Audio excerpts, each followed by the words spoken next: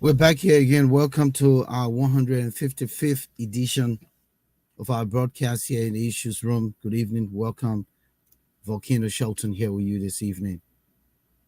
I'm very happy to be with you and hope that you're hanging there with us. This evening, we'll be having a great conversation regarding the lack of people adhering the rule of law in Liberia, just complete lawlessness. And the lawlessness is just so profound. It seems as though everyone's doing what he or she feels that they can do with no recourse of you know law holding them accountable. And this seems to be the modus operandi in the country. As you can see, people are now dying. We found a little baby, about a year old, beheaded, and as recent, another man was found in the Barnesville area on the Somalia Drive, now known as the Japanese Highway, in the suburb of Monrovia, which is between the red light and the Freeport. So, so many things happen in that country, and it's all in the name of the elections, as you can see. Usually, when these kinds of things are happening, it means that people are doing things, um, you know, for the purpose of sustaining their position in government or with the attempt to get in government. And so some of these acts are kind of linked to ritualistic killings, if you want to think about it, and using human parts to make sacrifices. But again, we say welcome to this production. Raymond Clark, Forgem you. Tonight, Alphonso Yenu would not be with us to press an engagement. You and I know what we do here is more from the the availability of who we are in terms of being professionals who have work to do, family to take care of, and our leisure life and all of that. So we make the sacrifice for Liberia and the Liberian people every Tuesday and Friday. And so oftentimes we get caught up in our own personal life. And so tonight, Alfonso won't be with us, but Moses is poised and ready to go. And so let me just join him there. We're still going to be the tag team here tonight, the two-man show. We'll hope that we'll have callers calling because this conversation, sometimes Moses is not about people fence sitting.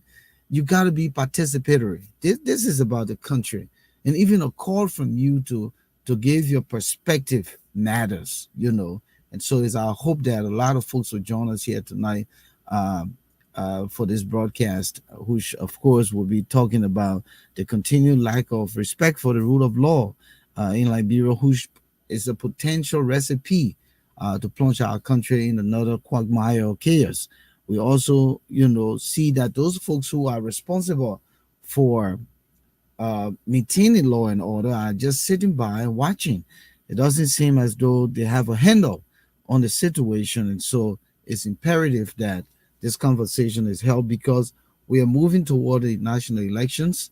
And when we cannot sustain the peace and civility in the country, then we run the risk of heading back into the dark days. And of course, all of the political parties and their heads went out to the Farmington Agreement, right, Moses, and Yes, sir. signed that they will maintain law and order. And here we are. People are running around the place and doing whatever they feel like doing. Nobody say that Prince Johnson is not a war criminal. He knows it. He knows it by the fact that um, he participated in the Civil War and was the cause of many of the heinous things that happened to both people in government and people who were civilians. So he understands that. But when you assemble at his church and try to go in and bring you know uh, havoc, then is a problem. So we're here tonight to talk about all these things. I'd like to welcome Mane Sumbo. Of course, we have a memory lane tonight. We'll be looking at history. But Moses, welcome, bro. Thank you. Very interesting discussion.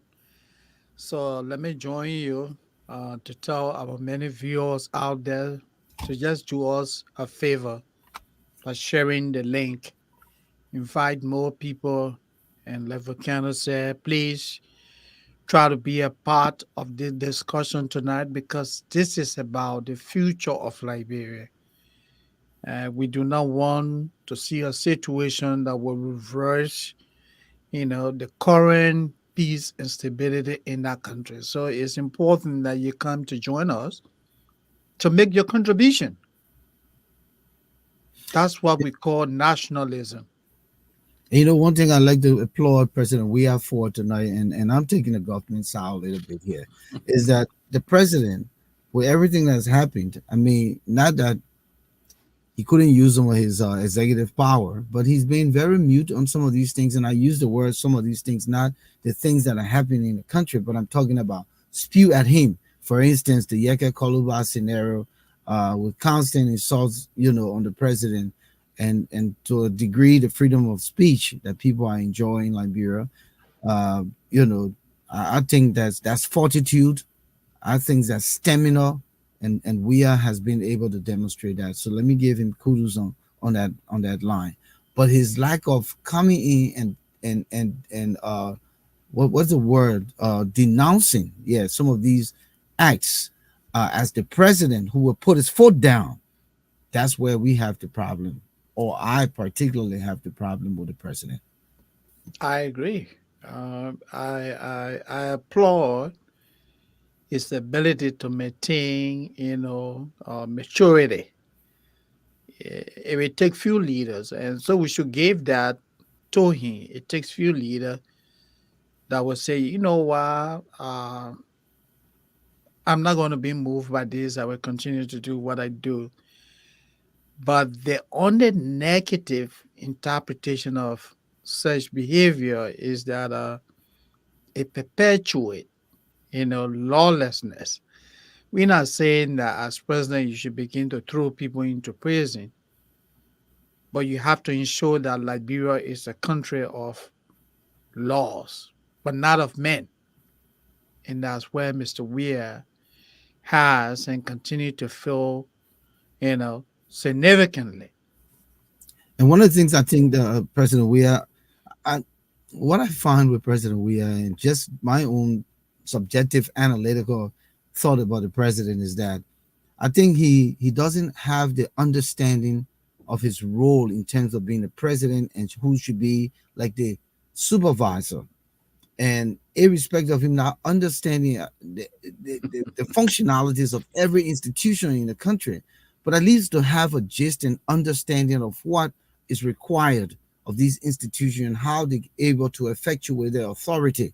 That is what lacking. So, for instance, let's look at the rule of law. At what point do you call the justice minister in? At what point do you call the police director in? At what point do you call the solicitor general in? And all these people, and I almost said CIA, but I meant to say the NBI, The NBI, all those the NS. military, all those Yes. people, yeah. Hey, we have elections coming up, and this is the situation. We got to sustain the peace. And we're not going to be throwing people in jail because they want to demonstrate. We're not, but when they do it wrong and they don't seek the right permission, let's make sure that we send a message. Okay? But apparently he just leave it all to these guys to take action. And you and I know, Moses, that in the past, those people who were appointed by the president at his will and pleasure are always looking up to the president to give them the go ahead as to act within the confines of his, you know, uh, uh, perspective and what he wants done. And so sometimes I guess that's why those people just sit around and don't take the action because they're waiting for the president, but the president too doesn't even understand all of the other components of governance. So everybody just sit and look. And when you test it, like I mean, when the Liberian people test you and you don't act, they will continue to. One of the things I know about Liberians, we're quick to learn. We're quick to forget, but we're also quick to learn. You put people on a fire, they're ready to conform. You take the fire away, they go right back to square one. Then you start doing your own thing, And that's why we need to be careful, because this journey now to October 10th is the most fragile, most perilous journey to take, and we must do everything as a nation to ensure that it doesn't get out of hand. Absolutely. But look, Volcano, let me piggyback on the statement you made earlier. The role of a supervisor in a most simplistic way. You clearly articulated what it means to be a leader. When you have the responsibility of supervising other people, first you must understand you don't have to have all of the technical details, but you must have some understanding of what the job duties and responsibilities are. And unless you understand that, you will not be a good supervisor. And when you have supervisees who have a profound understanding of what they do, you then become the supervisee. Because We'll take when it. they stand before you, you can't correct them or anything. They're going to say, no, Mr. Shelton, you are in the wrong. And then sometimes you become intimidated to even call them. And that's where Liberia finds itself. Mr. Weir lacks the courage to pull in Samuel Tue. Because Samuel Tue, is highly educated. He has an understanding of what financial management is. Mr. Weir doesn't have that qualification, so he feels intimidated when Tue sits before him. When he raises concern about anything, Tue gives a counter opinion. Obviously, he's going to heed. Because he lacks the ability to do the critical analysis of what Tue will be saying. But just Uh, to add quickly, and I like that point. And let me just y- jot this yeah. Hmm. from the Buchanan retreat, the cabinet retreat.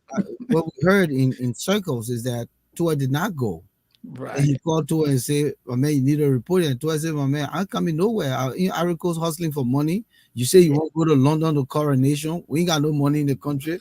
We need to do something. Then you telling me I should come for that foolishness? I Yeah. say you want your job, take your job." He said, "All right, my Yeah. man, go ahead, look for money for us." You see that? so so Yeah. so Yeah, that's it there. He feels intimidated. mhm, mhm. In any leadership, in any organization where the person at the top feels intimidated by people that he has the ability to redirect and direct, that organization is going to be in trouble. And that's a problem with Liberia. Mr. We're not trying to put him down, but you're just not a leader. Let me give you a graphic example, right? And I'm not trying to jump the gun yet. The situation at Senator Johnson's church on Sunday. You know what the president did? He took the phone and called Senator Johnson. Oh, I called to tell you that I am not behind what happened. Okay. Volcano, the president of the Republic of Liberia, say a video where people brazenly breaking the laws of the country. He calls Senator Johnson to say he's not part of that. And since then, he has not spoken. Does he understand leadership? This is a situation that has the propensity of undermining the 2023 election. You saw the threat from the senator The message give him that a bomb. come The message he come. 500 men. And the president takes the phone and call him. Oh, my man, I just got to say I'm sorry. You're my in-law and blah, blah, blah. I'm not part of that, Mr. President. Your police director sent people. They did not go to the church. They stopped at LBS compound. Then what was the purpose of the police going there? And you take the phone, you call the man. Don't you put in the director of police? Yeah, Don't you put in the anyway, police we're gonna come to minister that of part of the justice? we're gonna come Yeah. to that part of the conversation, but we're just setting the tune. And so let's quickly welcome G. Gwen Jones Smith. Like to Okay. say welcome to the show tonight. You're right, credible government. I say it's a credible government, but uh, I'd like to also welcome a Manis Sumo. Manis Sumo just sent out a piece. Is a piece of historical read. here on Memory Lane tonight. We'll be featuring that. But Moses, Yeah. you know, I thought to play this song Yeah. from the ruling coalition CDC. of, yeah, the grand ruling coalition of democratic change. Let's look at it, and then we'll go back to the other one Yeah. and find out why we're discussing that, and let's look at the disparity between the two songs, but then the the Yeah. the musicians in the song. Okay, all right. So Sure. Sure. Go ahead. this is the one from the CDC people.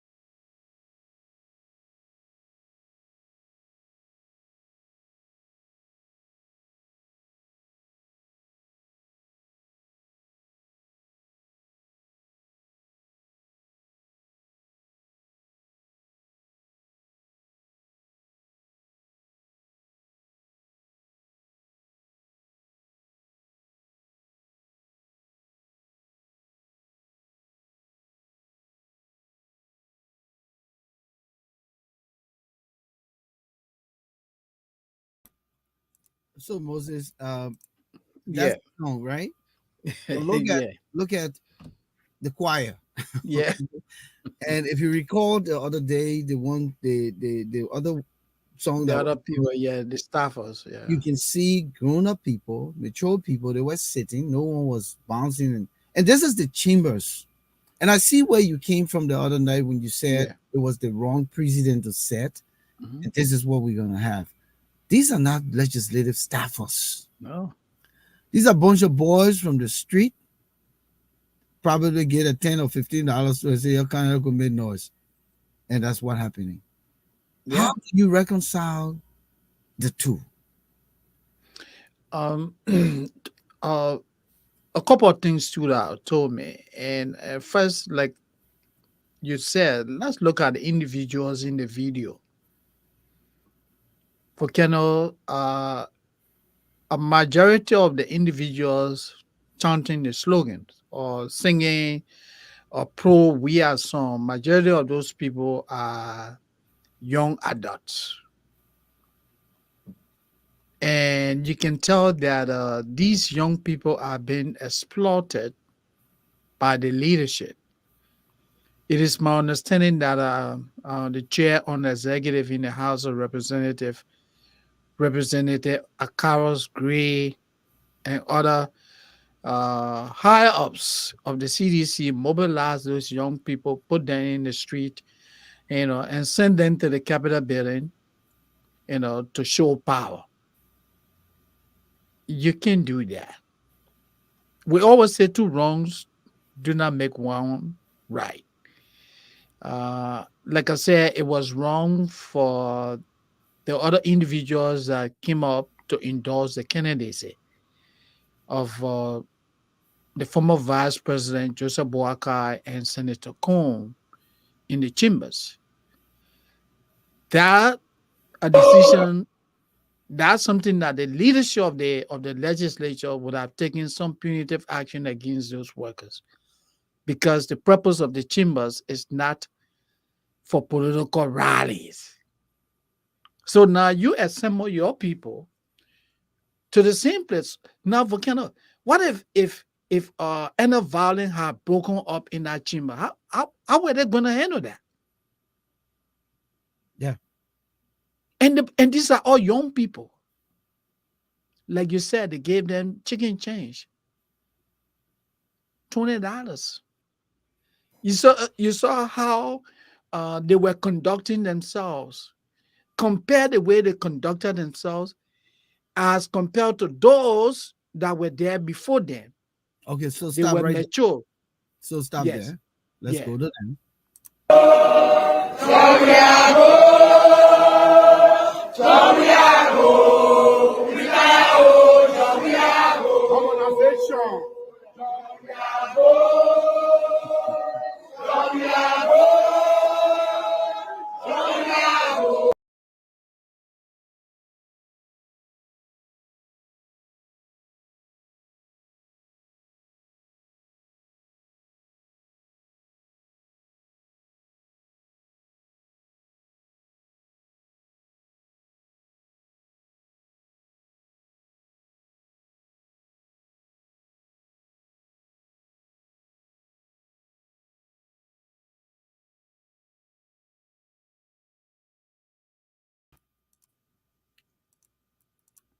So Yeah.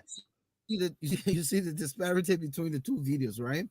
One group of Yeah. people are behaving sound and seasoned. Hey, y'all, come look at this. Another group of people, young people, just joining in the hall and jeering and carrying on. But quickly before you proceed, Yeah, go ahead. Yeah, go ahead. Yeah. let me welcome J. Robert B. Bow, watching from Minnesota. Good evening. It's good to see you here, Alexander Boniface, Emmanuel Hayes. Welcome, Adiaha Idonjiset Umo. Good morning from Australia. It's nighttime here. Good to see you. We're going to have a packed house tonight. I see the numbers rising. Please continue to share the link. Anthony Jala is watching from Caldwell, Oh, wow, Liberia. that's good. We Hmm. would like to say Shaggy McAfee, welcome. The volume of the video is out. Well, I'm not sure what you're saying, but we already Yes, that done that I video. wasn't hearing the video, So but anyway, you, yeah. you didn't hear it? I don't know No, why. it wasn't playing from my end. I don't know. I thought you had Okay. paused the video. Yeah, but No, we can go ahead. yeah, but people have seen it already. So Yeah. anyhow. But what we were concerned about is not the volume. We were concerned about the Individuals individuals, yeah, the group of people who were uh uh in the singing. videos. Yeah. But anyhow, as we were saying, so look at the two now. Continue. Hmm. Yeah. So as I was saying, if you do the comparative analysis, one group conducted itself appropriately, even though we do not sanction any of the groups for what they did. We know that both groups, the action of both groups was wrong. Okay. Sorry, go ahead. Yeah, the action of both groups, we condemn the action of both groups. However, we're looking at the way they conducted themselves. The first group that endorsed the candidacy of the former vice president, they were well made. I mean, they were well behaved. There was no disruption. Nobody was jumping here and there. There was no talking behavior. Now, when the CDC people assemble on Thursday, their action was more of misconduct. People were chanting slogans, they were dancing, and you can see that there was no order. And majority of those people that we saw in the video with the CDC group, majority of them are all young adults.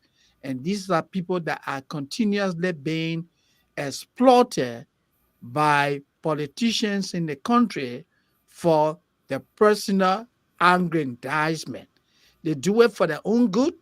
They gave these young people chicken change for their own, benefits, to put it the other way. And that's wrong, Volcano. That's Okay. wrong. So as we go into the conversation tonight to talk about the lack of rule of law and the potential for violence in the country as we continue down this lane without, having a tab on the situation by the government and those who are in authority to watch. We talked about a demonstration the other day, and we're just going to go around finding, some evidence. Yeah. Sometimes it's necessary for the people to see what's really trending. And so here's an evidence from the folks in Buchanan who were demonstrating, protesting against ArcelorMittal.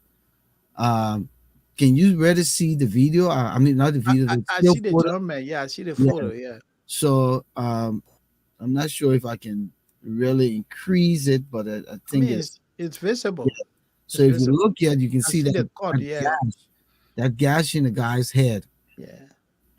So this is just, one of those situations that we continue to talk about.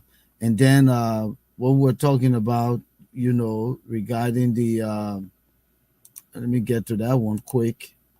The man who was killed. Uh, Yeah. here is that video as Hmm. well. Yeah. Let's get to that video. From Liberia. This is Kid News Online. We here along the Japanese freeway. The Japanese freeway is the route that leads to the free port of Can you hear Monrovia. the video? Yeah. And I can hear. Yeah. we this morning, as you are aware, experiencing a sample of rain, but not too heavy. So we were able to chip in and come across an unknown individual, an unknown party that has been discovered. And the discovery of this body, according to what we've been gathering, there are several bruises on the body of this body, and the neck of the person, the neck of this unknown man is removed. Whatever means, whatever instrument that were being used to do the removal of the head of the beheaded this man, we are yet to actually establish that. And there has been several blood stain all around this body. And what also been gathering is that the alleged perpetrators has not been identified. And I'd like to quickly apologize that I didn't prepare our audience that it was going to be a graphic video Yeah. Okay. in the street. So again, I want to Hmm. quickly apologize that we did not put that out there, that to warn you that the video was going to be a little graphic, even though they covered the body. But this is somebody's father, this is somebody's brother, this is somebody's son, this is Son. somebody's Yeah. relative, this is somebody's family member. Yeah. What could have happened? What's the reason for, what took place? And as you can see, he's laying there right in the public street.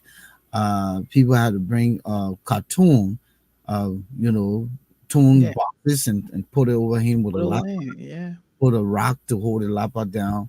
And you would think that with how long he's been there in the rain, that the government would be quickly and swift to get there and remove the body and bring some dignity to it. But that's what we're talking about, the continued lawlessness in the country and what is trending in Liberia as we progress to our national elections come October 10th, Moses. Yeah. And October 10th is a little over 5 months from now. Volcano. It's a little over 5 months from now. Our people will be going to the pool. When I see these things, Volcano, I am always reminded about the Liberia that you and I saw in 1989, the Liberia that you and I live in 1990. These are all reminders of the dark days that we experienced for more than 14 years. I mean, the level of lawlessness. Just last week when we were here, you broke the story about the 1 year old whose remains was also found beheaded.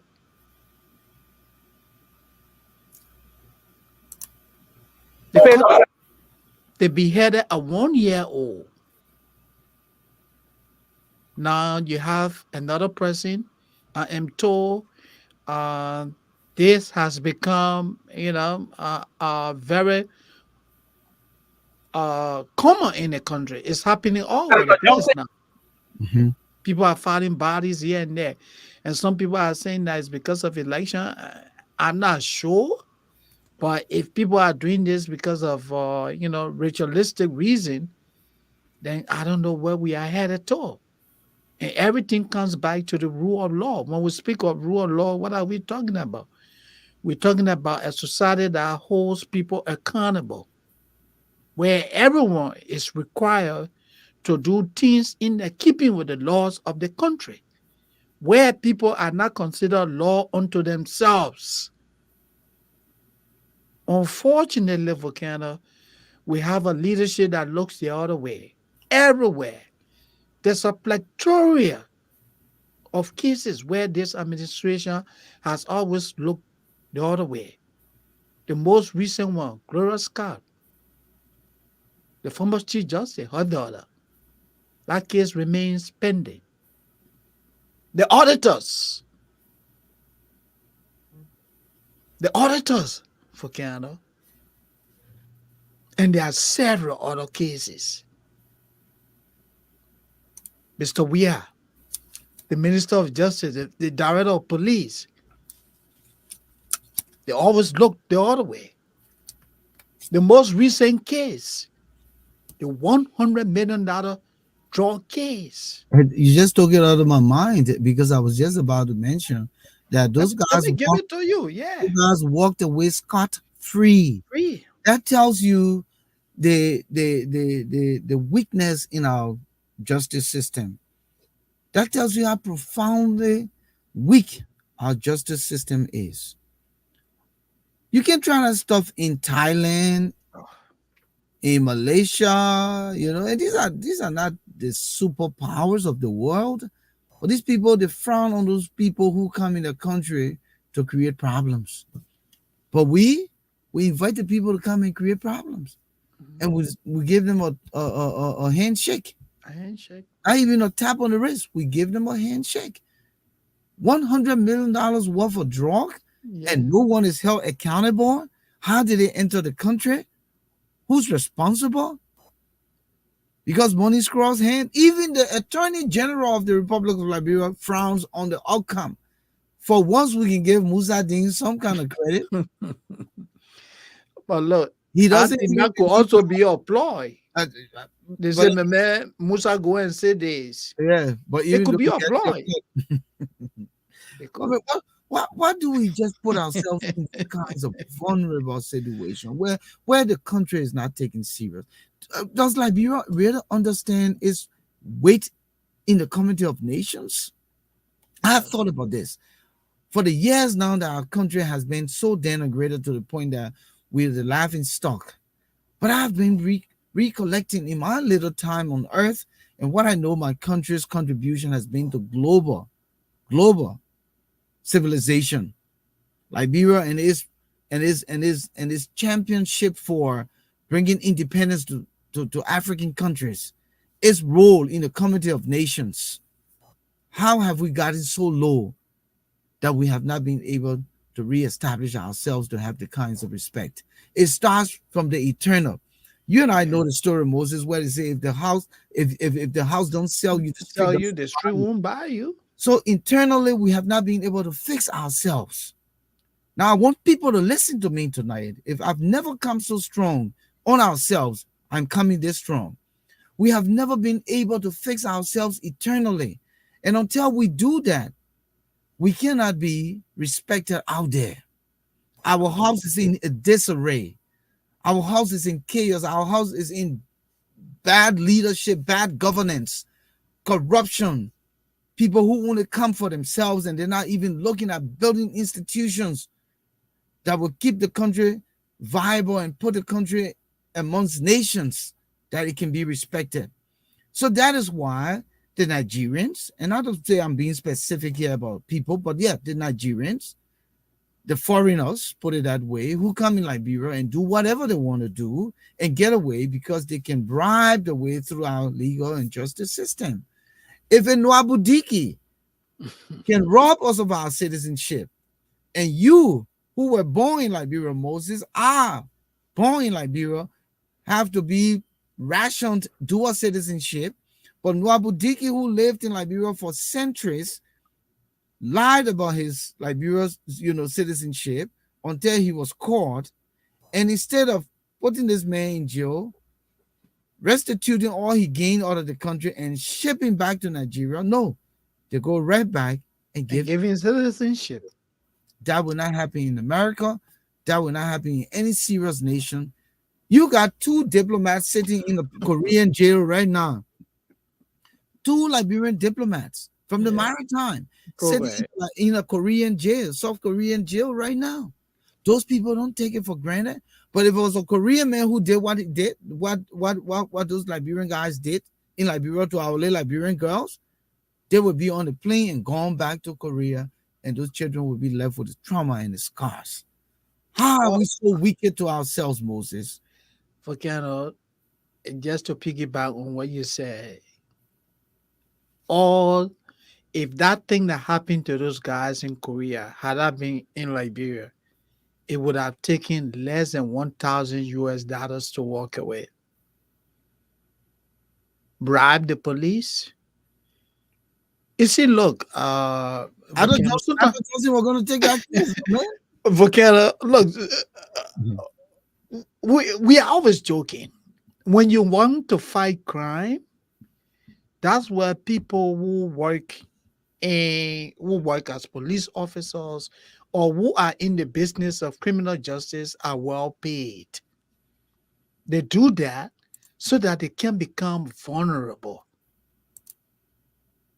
A police officer who earns hypothetically 100 US dollars a month, and the police officer pulls Moses Sandy over doing 95 miles per hour in a 10-mile zone.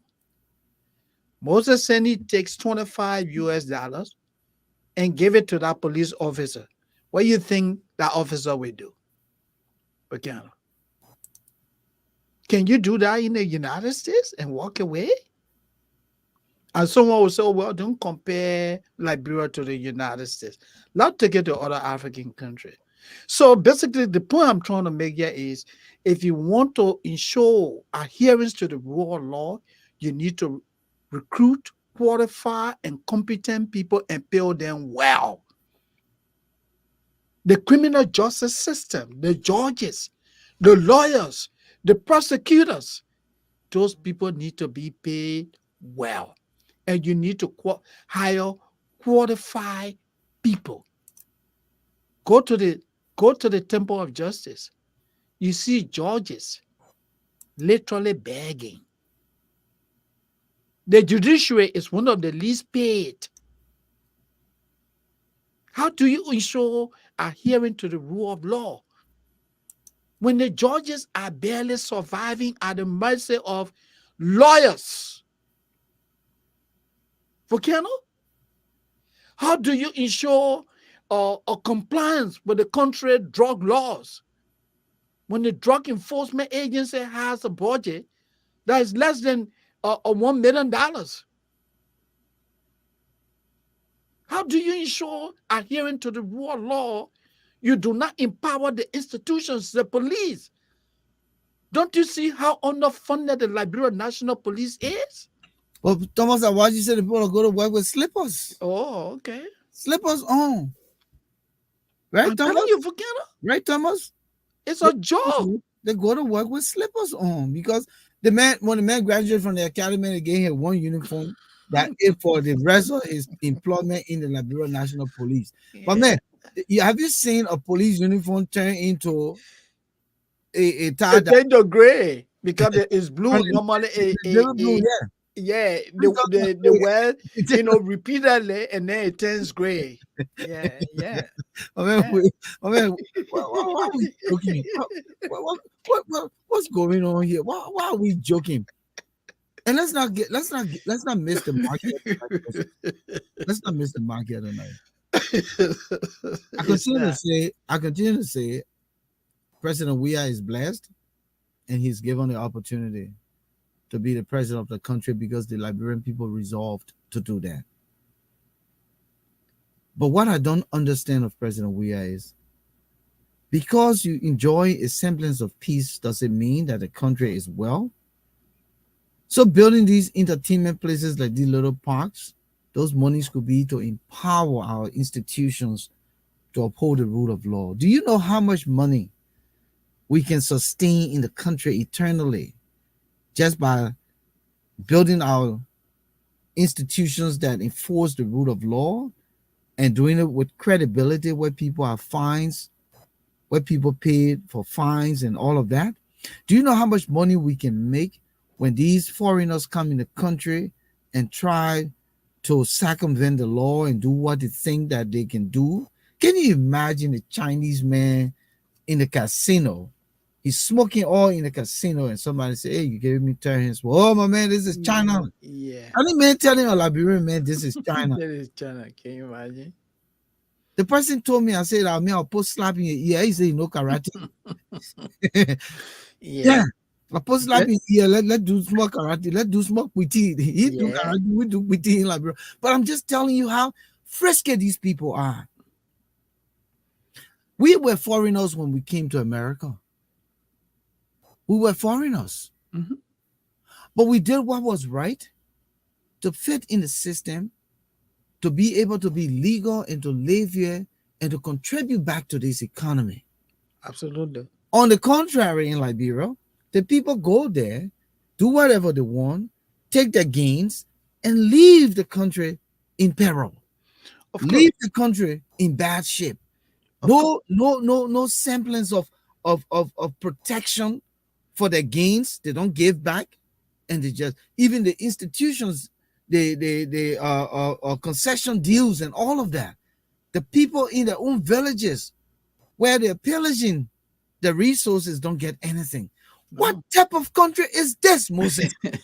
What type of country is this? Is this, my man? We don't have sound people. Nothing seems to be working, my man. It doesn't mean that we don't have sound people. We have. But you talked about greed. You talked about corruption. It's so ingrained that the little things that we should do to build institutions of integrity to help our country grow, we sit on those institutions. We put a lot of blockages, and we expect to really go forward. All the noise they're making come October 10, and I say that I don't support anybody in the race, and I stand by my position, because what difference does it going to make? It's going to be the same 6 and 7 book of Moses. That's what it's going to be. I think the difference would be is that would be another conversation. Don't start. Yeah, that would be another conversation. But quickly, if any change is to occur in Liberia today, the difference would be that whoever that will be at the top of that leadership will be more prepared as compared to George Weah. When it comes to leadership, Mr. Weah is an underdog. And Volcano, this is not meant to put our president down, but he just doesn't have the rectitude. He doesn't have any of those qualities to be a leader. I mean, you sit back and you see your country gradually crumbling, everything falling apart. And you say you're the best president, right? And you say you're the best president, and you're so insensitive to everything around you. Volcano, let's come back to the most recent situation, right? The situation with Prince Johnson. And I'll play the video. And let me just say something on that, right? Okay, so if Mr. Weah is a smart man, don't you think he would have been the first to ensure that that situation is brought under control? Because if anything goes wrong in Liberia today, Mr. Weir will be the most affected. What do you think will happen to his 9th Street residents? The 49 condominiums, The right? 49 condominiums. Finda Bono, what will happen to all the structures she's putting out there? Jefferson Koji, who has a radio station in Lofa. Joel Howard Taylor. Jewel Howard Taylor, all the criminals in the government. What do you think will happen to their investments? We're not craving for war in Liberia. But as leaders, these people need to be intelligent to know that if anything goes wrong in our country, they are the most to be affected. Now, listen, I didn't travel out of the country. I stayed in Liberia the entire Civil War until I came to the States. I just refused to be a refugee. Not that the Liberians who went out there, I just felt like eating my patanga bot. You remember the patanga bot? The edible that will scratch your mouth, but if you cook it in the wrong way. Yeah, I know that one. Oh man, the pound cabbage and all of that. I decided that I was not dying in a foreign land. So we eat it over here. Hey, anything that's gonna take me there. All right. Yeah. I'm just posting what Gwen Jones Smith said. You see what Gwen just wrote? Ivory Coast. They were refugees. They couldn't break the law. No. The law is the law. It's a Jew. Kate, there's a Jew. All right. I think that the paper. Where I see. Where's maybe your documentation? Yeah. Where's your immigration paperwork? Oh, yeah. You go to Liberia, every Tom, Dick, and Harry. I mean, the foreigners have all around the country, and they're sitting there and think that is a good thing. It's not wrong. Don't let people not take it out of context. We embrace the diversity, but we must have the structure in place to contain the irregularities and those things that will be done by foreigners who can come in and get out with no check and balance that did not contribute into our economy. Again, I use us as an example. Yes, Adiaha Omo in Australia, she's doing great. I'm sure she's paying taxes back to the Australian government. Of course, yeah. If she's an Australian citizen now, she enjoys the rights to be able to enjoy the country. But when people come on in superstitious means and they're under the darkness, they're bringing drug, they open one little shop here, but behind the scene they are selling drug factory. That's not helping the country. And then you have two policemen who got a hint and they go there to draw the cut, and that's it. We are hurting ourselves, we're hurting our country. And that's the concern. That's the concern. And unfortunately, nobody seems to care. And that's what I say again, come October 10th, would George Weah make a difference? Will Baka make a difference? Will Cummings make a difference? Will Tiawon Gonglo make a difference? Because coming to power in your first 90 days, you make all these grandiose promises. These grandiose promises you make, you can't keep them. Because the stark reality faces you. When you look in the coffers, nothing there to start with. Then you become a beggar, you run it all over the place. By the time you take your amount 2-3 years gone, you have not accomplished anything. The government prior to you did not set the stage and did not leave the country in good sitting. And that's what that's what happened. And then we're gonna hypothetically, if Mr. Weah is defeated, what do you think will happen to the national coffers? The man came to the presidency, he and people decided to loot the country. And if they are voted out, what do you think will happen to the national coffer? I'm just asking this question to buttress the point you made. You get to the leadership, nothing in the coffers. You can't even get money to pay salaries. Then you start borrowing here and there. So you see what Dia has said? She said, yes, I do. I pay taxes and I enjoy everything here in Australia. You know? But you got these people that are contributing to our country. They come, they draw, because, you know, Liberia is an infused US dollars economy. Just imagine if it was just one currency, the Liberian dollar, they won't be running there. No. They won't be running there. They come into Liberia for the US dollars. When you and I travel to Liberia, we go with nothing less than 10 G. 10 G's infused in the economy, and you got more than 1 million Liberians going every day through the year, doing projects and stuff. Why you think everybody opening these foreigners building all these building material stores? This is how they're getting the US dollars. Yeah, because people are buying from them. And no tab on it. No. So How do you put people in government? And that's why I come back to President Weah, that he doesn't need to have all of the ingenuity and understanding of governance. But the people he put in government, he needs to understand what are their capabilities and what would they bring back to enhance his government, to make it better. If I were put in any institution now in Liberia, I have so much smarts to be able to impact and generate income and generate income. Absolutely. And that's what we do here. And we're not doing it for us. We're not Doing it benefiting. We're making money for we're for other making people. yeah, Yeah. for other people. So why Yeah. wouldn't we be able to do that? Why wouldn't Yeah.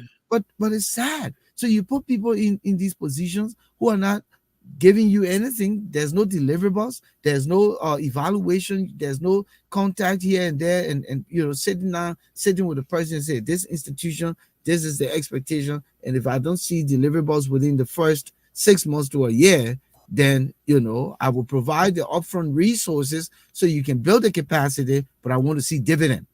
But these things Yeah, and that's a very salient point that you struck. And let me just piggyback on that. Look, for Canada, when we talk about rule of law, it's not only about police people arresting people and throwing them into prisons. It is in every aspect of life. If you president, you invite, I mean, you invite somebody from abroad, or Liberian from abroad, say, hey, my man, come and run the Ministry of Foreign Affairs for me. And the man goes to the Ministry of Foreign Affairs. Instead of you seeing progress, you begin to see continual retrogression. Then what do? You call the man in. You say, hey, I hire you. These are expectations of the foreign minister. But we notice that since you took on this job, you have not been able to measure up to any of these expectations. And then you put in place corrective actions that will help this man to step up to the plate. If the man fails to stepping up to the plate or in meeting any of those expectations, Volcano, what do? You terminate the man. Is something that is applicable in every system, even in the private sector.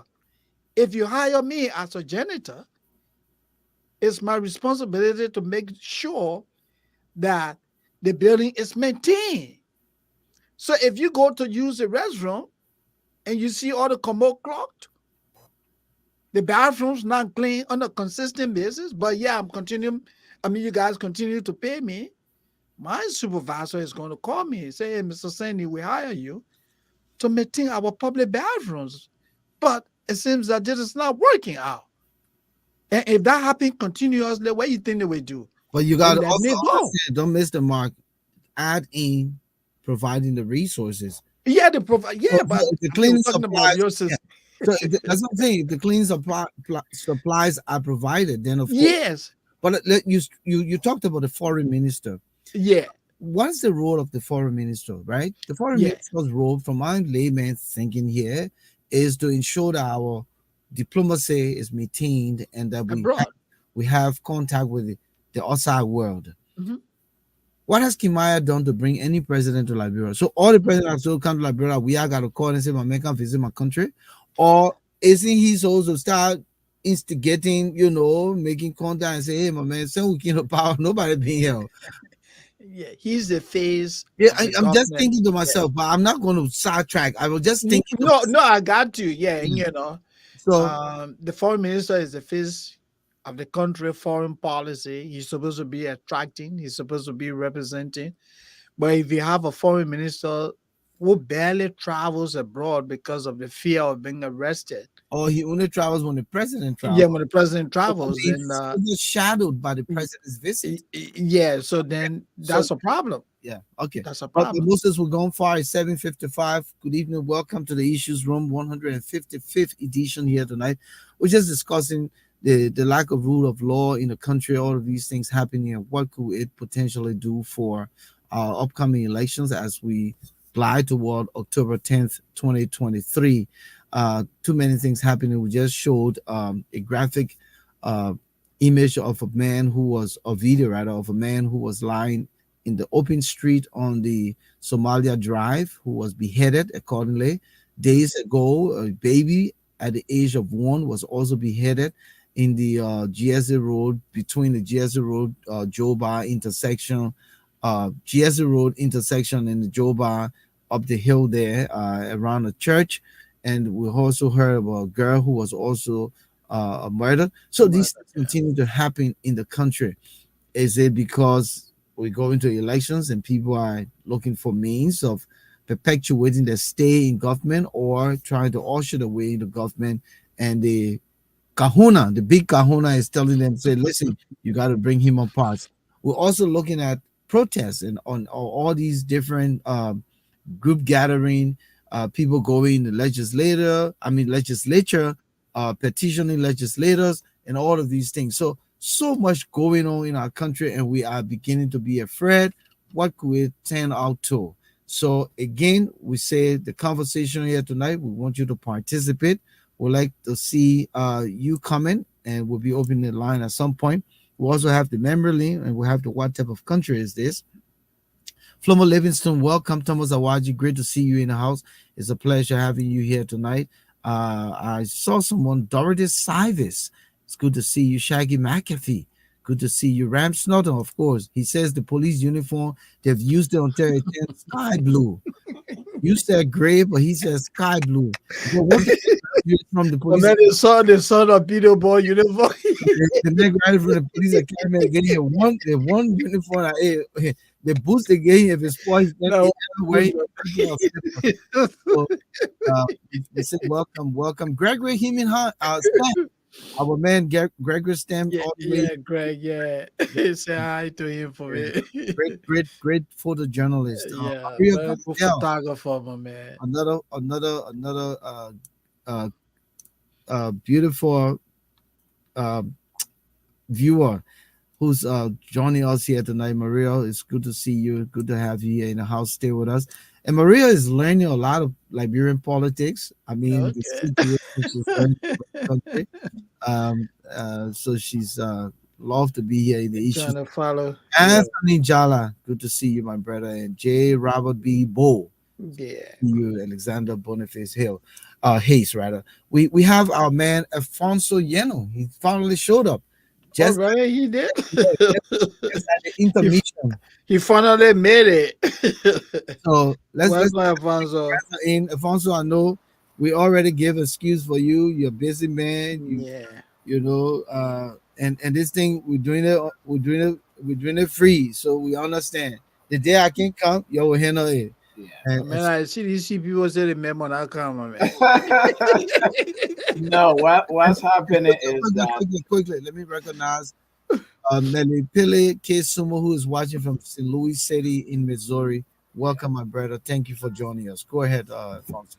No, I'm sorry for coming late. Again, my people I work with in the city of New York, the doctors that I represent in the union that I work for, some of them have decided at Amherst Hospital to go on strike because we've been doing contract negotiations and management is refusing to give them the wages and protections that they want. So they're on strike.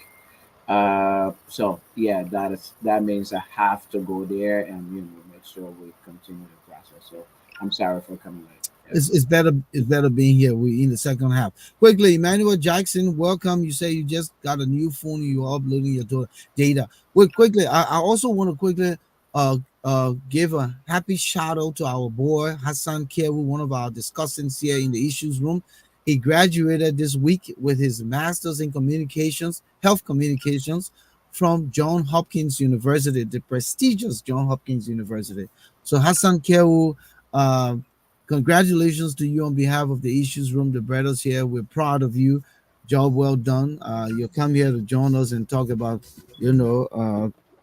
your degree at some point, but it's good that was about health information. So congratulations, Hassan. Yeah. Well, gentlemen, let's go to the video with Prince John, because we're still talking about the lack of rule of law in the country and people just doing whatever they want to do. So let's see what this to come here. You can see bunch of citizens who have come to the premises of the Christ Chapel of Faith of Senator Johnson and the evangelist. We are here having our normal service activity here, and they have come to disrupt our activity. But what we can say is that the old man will preach. He will preach, and nothing will happen. You can see this is why we are saying this is a complete lawlessness. This is a complete lawlessness to come where we are having a normal service, and they have come to disrupt our activity.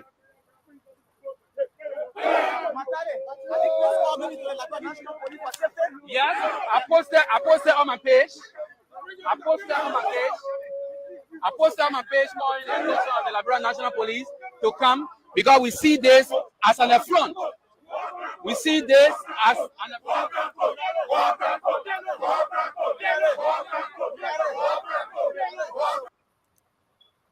Yeah, so gentlemen, war crime court. Let me say this quickly. These things will continue to haunt Prince Johnson. It's not going away. I'll be frank with you. It's not going to go away. Shouldn't carry out. Oh, it's not going to go away.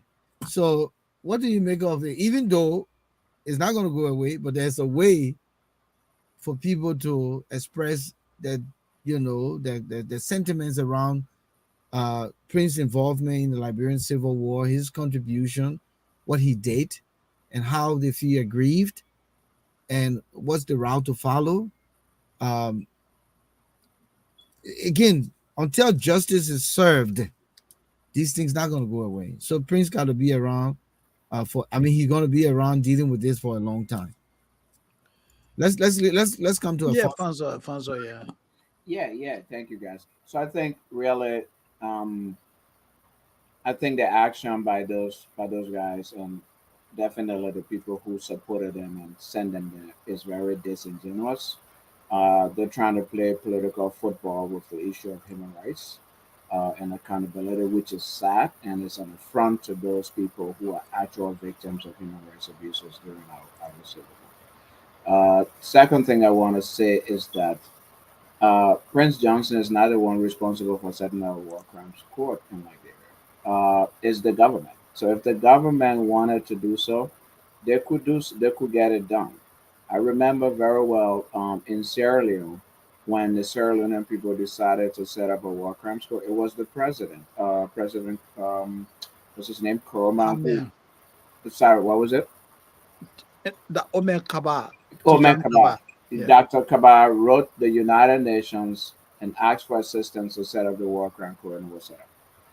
The CDC ran on the platform of war crimes court. Unfortunately, when they got to office, Mistress Taylor, who's the vice president of the country and who's one of the people who is stands accused to have, organized those gentlemen, or those folks, I shouldn't say gentlemen, that went out there, as well as President Weah. They are the government of the day. So if they want war crimes court, they can start the process. They don't want war crimes court.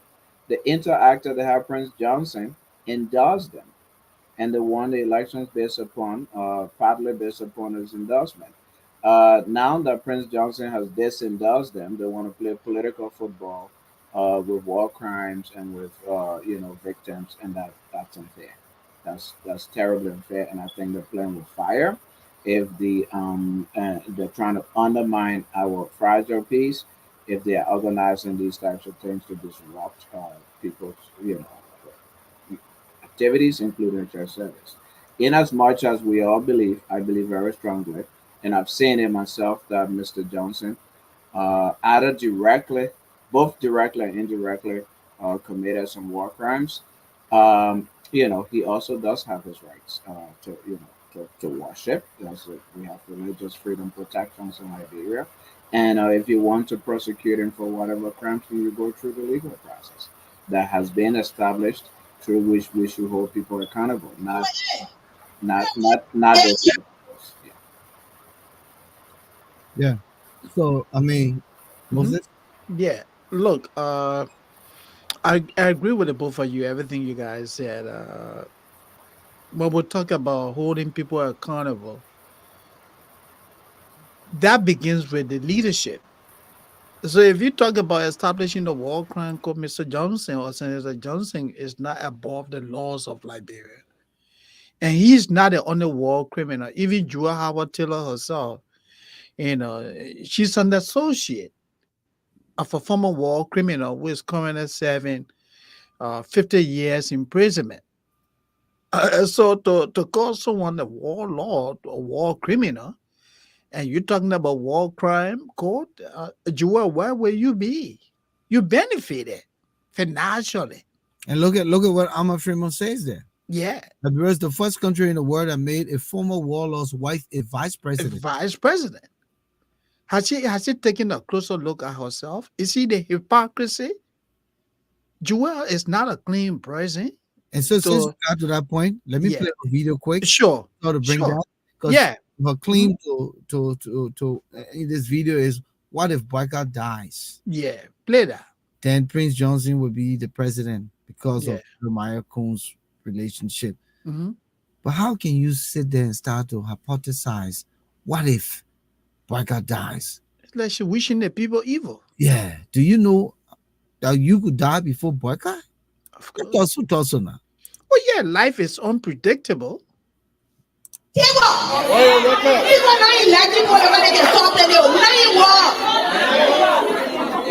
bring your record to the table. You're the scholarship I pay. You're the test I doing. What are you talking about? That gas business? But I'm going to gas you want for yourself. What is benefit? What is benefit? So the benefit you get it, why you do it? Everybody here doing all kind of things about our salary at the end of the month. You can't even see it. Because we know that there will be some shortfalls. We all have to try and bend it in. You can't stay on the Senate floor, on the House floor every day. You cause I know I can't that's only the law. Look at it. Because the fact of the matter is, you're supposed to go there, speak for your people, and make sure they are represented at your job. Your job is not cost the president doesn't work in the legislature. So what are cost doing? But they should take her to do something. Because they will get nothing in our district until they change it. Then me, I'm living in district 10. I'm on a district, so I don't do it. So President, we are So that's what's his name? Yeah, she was talking about. So let's continue. for the peace. Without peace, there is no development. During the years of the war, nobody was able to do nothing yet. All our running all around. Since Madam Salif, there were 12 years, we have continued in our ambit. And because of that, all the laws that would tie people have been removed. Who can do that one? What do you know? Asking the protest and saying, you're sure you want to do that thing? Brother say we are in a democracy, this is the best way. So anybody can get on the radio and talk anything. But there are responsibilities that the government has. There are also responsibilities of individuals. And then as a citizen they represent, I sort of bring them to book. People leaving all what they must have rather what they going for. You can call back and speak. Do they see anything they should take that made them look no, they won't go there? Let them continue. The president has also, over the past 5 years, and I just want to look at COVID. The entire world shut down. People didn't get paid. People lost their jobs. Only serious healthcare, public works people that needed to be moving around were working. Everybody sat down. Look what the president did. He brought a bill here to ensure everybody continue to get paid. Everybody got paid during COVID, even though you were home. So that's somebody that don't like that period that all of a sudden, John William will go. Our year to Ebola, the country shut down. For months, nobody could even leave their houses. COVID was passing around. You take COVID, the president said the people got to move around leading. What kind of leader we're talking about here? And because of that, the president has secured the economy. We are on an even trajectory, even though we're making too much, but a steady growth in the economy is taking place.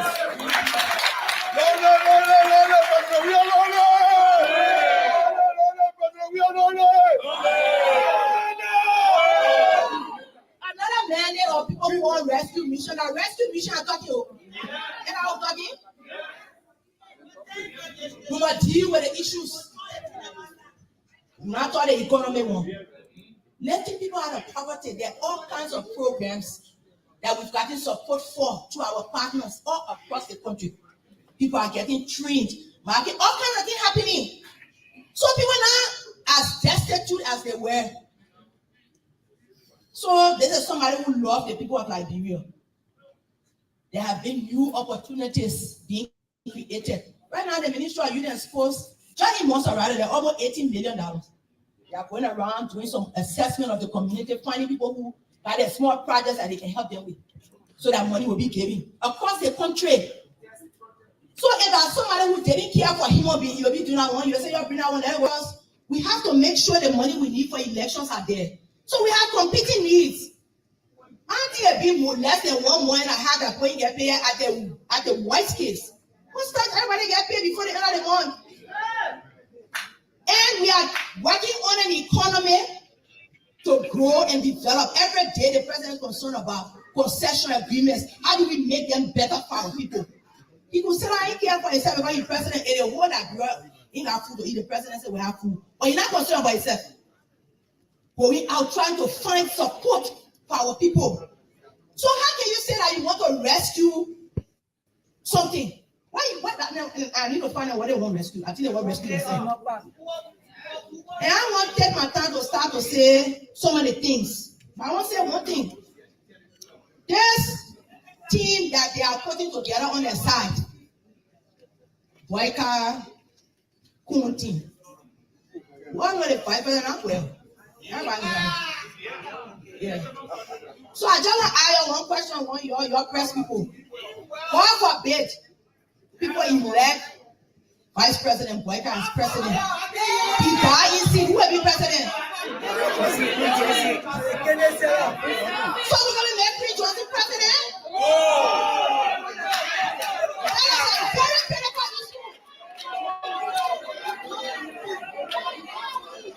When you are choosing a vice president, you gotta be careful. And you need loyalty. You need somebody that will support you at all costs. Even if you go, the person will say, I'm a chief. But you need somebody that's only having you say the person can carry on. So that we come and go to that person, we come and get the presidency too. But you never know. You need to think about it very carefully. Gentlemen. Yeah. You know, when you think, and let me come here tonight and I mean, and I will say MEAN, mean. What Joe Howard Taylor doing as vice president in Liberia? Just the other day, she was put in a wheelbarrow and thrown on the dumper by George Weah. They couldn't even see eye to eye. 2 years ago, she couldn't afford gasoline. Yeah. That the day now she want to talk. Mm-hmm. And really, I think Prince Johnson was a great leader when he was a rebel leader. Let's also talk so he may have killed people. But he established rule of law in his territory. Mm-hmm. And they all know it. But her husband had a lawless rebel plantation going amok.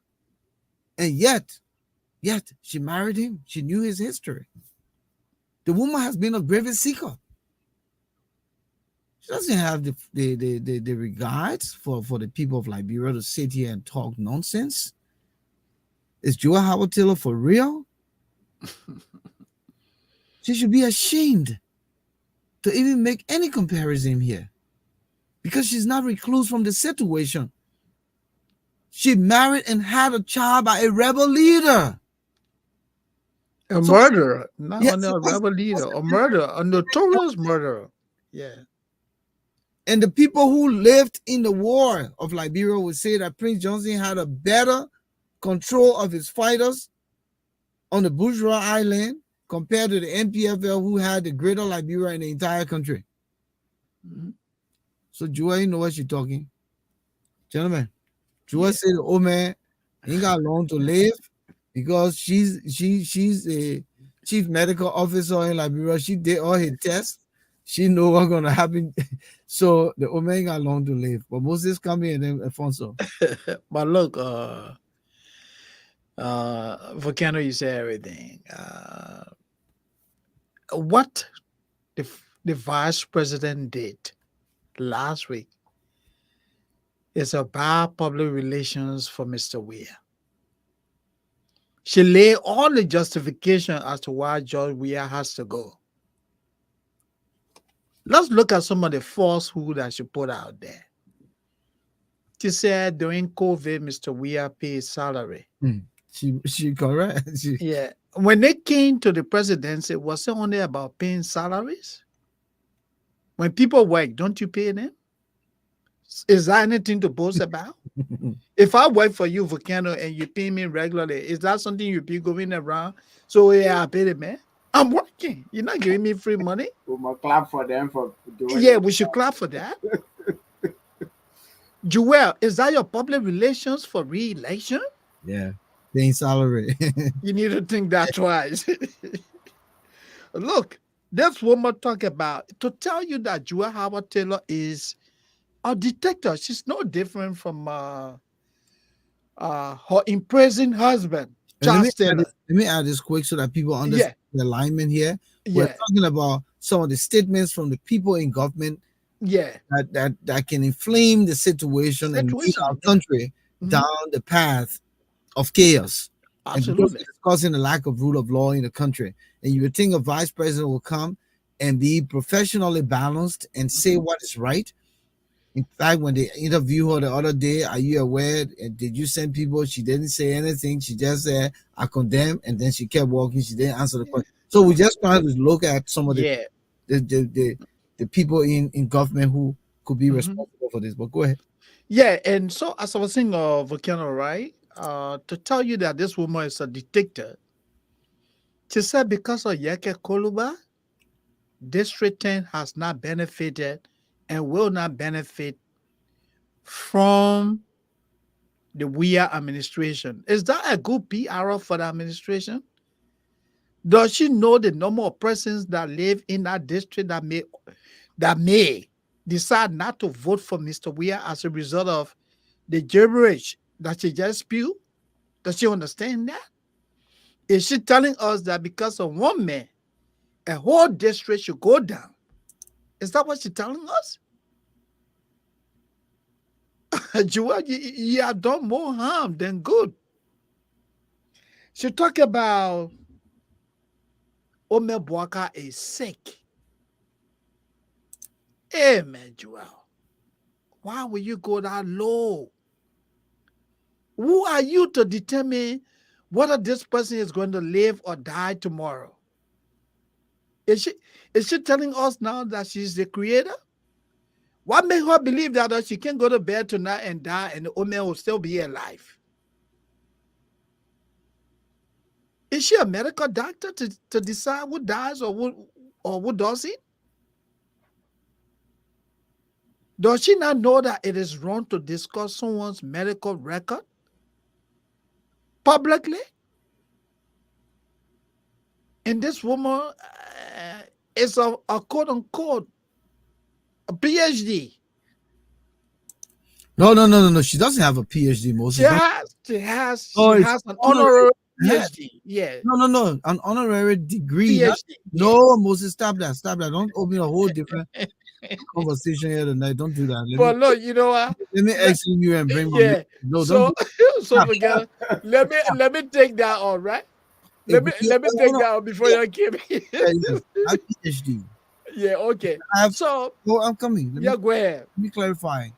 Oftentimes, these degrees that they give on are honorary doctorate in humanities, in humane people who contribute to society. Yeah. No, there's no honorary PhD. Okay. PhD it has to be just doctorate degree. You have a doctor of education. You have a doctor of psychology. You have a doctor of business administration, public. They are all not PhDs. And people PhD is research. It's research based and it's more rigorous compared to the other doctorate. And her own, that they want to call Doctor of Humane or Humanity or whatever. Okay. And so she come and discuss the old man health. And let me narrow up. Somebody said her master's is questionable. I think Martin Kula. Lord Joel Howard Taylor is an embarrassment. I think Mr. Weir made a huge mistake to bring somebody the George Howard Taylor that has a stained character as his vice president. She lacks all the rectitude, all the moral rectitude for that position. She's a dictator. Has she taken a closer look at herself? Look at the falsehood that she told last week that there's no destitution in Liberia. Do you believe that? No destitution? Has she driven around Monrovia to see how people are literally struggling to survive? Has she spoken to people in foreign service that are literally being thrown out of their apartments because they have not been paid for months? Is the vice president telling us that she's being insensitive to the plight of the people? She said the we administration has secured the Liberian economy. How does she explain that? The administration claimed to have the biggest budget in the history of the country, but yet it cannot pay salaries. It cannot maintain government institutions. It cannot maintain educational institutions. It cannot maintain hospitals. And Joel, you're talking about securing the economy? What graduate school did this woman go to? Let's hear from Alphonso. Alfonso, what graduate school did your vice president go to? We Because probably, she's acting like she never went to school, you know? so as Martin Kula suggested, we probably need to find out, do our research to see where graduate school she went. But I think it's more than that. I think it's more than that. I think what it is this woman has no credibility. She can do anything for power and for wealth. If she was concerned about war crimes and holding war criminals accountable, again, as I said before, the we administration would be leading the way. But she's on record. She's on record in an interview saying that Liberia does not need any war crime prosecutions. What Liberia needs, we just need to provide water and electricity to people and this, and let's move on. I So like that recap. yeah, so I'll find that video. So and I just watched it like 2 days ago. So she's on record saying that. So she's not interested in prosecution of war crimes. She also left America and went to Liberia and married to Charles Taylor after she knew that he had murdered or caused the murder, the death of hundreds and thousands of people, the rape of thousands of women, recruitment of children as child soldiers. She knew that and she left from America and went to marry to Charles Taylor to be his president. She was married to Charles Taylor when Charles Taylor killed Samuel Doki, his wife, and his sister in law. Yeah. Was she interested in prosecution of war crimes then? No, No. she was not. When Prince Johnson endorsed them, they and Prince Johnson traveled the country. Mhm. Prince Johnson even went to Nigeria with George Weah. Were they interested in prosecuting war crimes then? George Weah is also on record saying, we're not here for that yo-yo, we're not here for that thing, we're not going after anybody. So the both of them were not interested in war crimes then at the time because Prince Johnson endorsed them. Now that Prince Johnson has disendorsed them, now they're interested in war crimes. And that's very disingenuous. They're playing political football with the issue of war crimes when actually victims of Mistress Taylor and her husband's crimes are walking the streets of Monrovia and Liberia today, sleeping in graveyards, can't find food to eat. A lot of children who have promise and potential can't feed themselves today because their parents who were supposed to support them through school were murdered, were killed. Where was Mrs. Taylor knew about the cattle camp massacre where 600 people were killed by the MPFL before she went and married to Charles Taylor? Mrs. Taylor knew about the killing of Dr. What was his name? The vice president of Kennedy, Jackson Dole Yeah. Taylor. She knew that. She knew of the killing of Dr. Stephen Maka Yakasin. She knew that. She knew of the killing of David Dwyer and all of those people. She knew that. Yeah, she wasn't. She's not interested in war crimes prosecutions. So, A, she's undermining the fight of people, the genuine fight of people for war crimes prosecutions.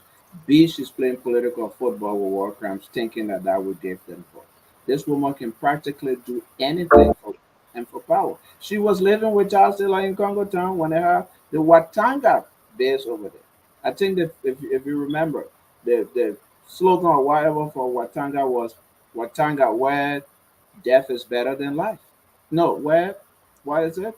But yeah, Yeah, death where is death yeah, is better than life. better You than life. But yeah, go to Watanga, yeah. Watanga, you will prefer death over life because the way they will mistreat Because you, the way they will treat you, the yeah. way they will treat you. She The was living, torture.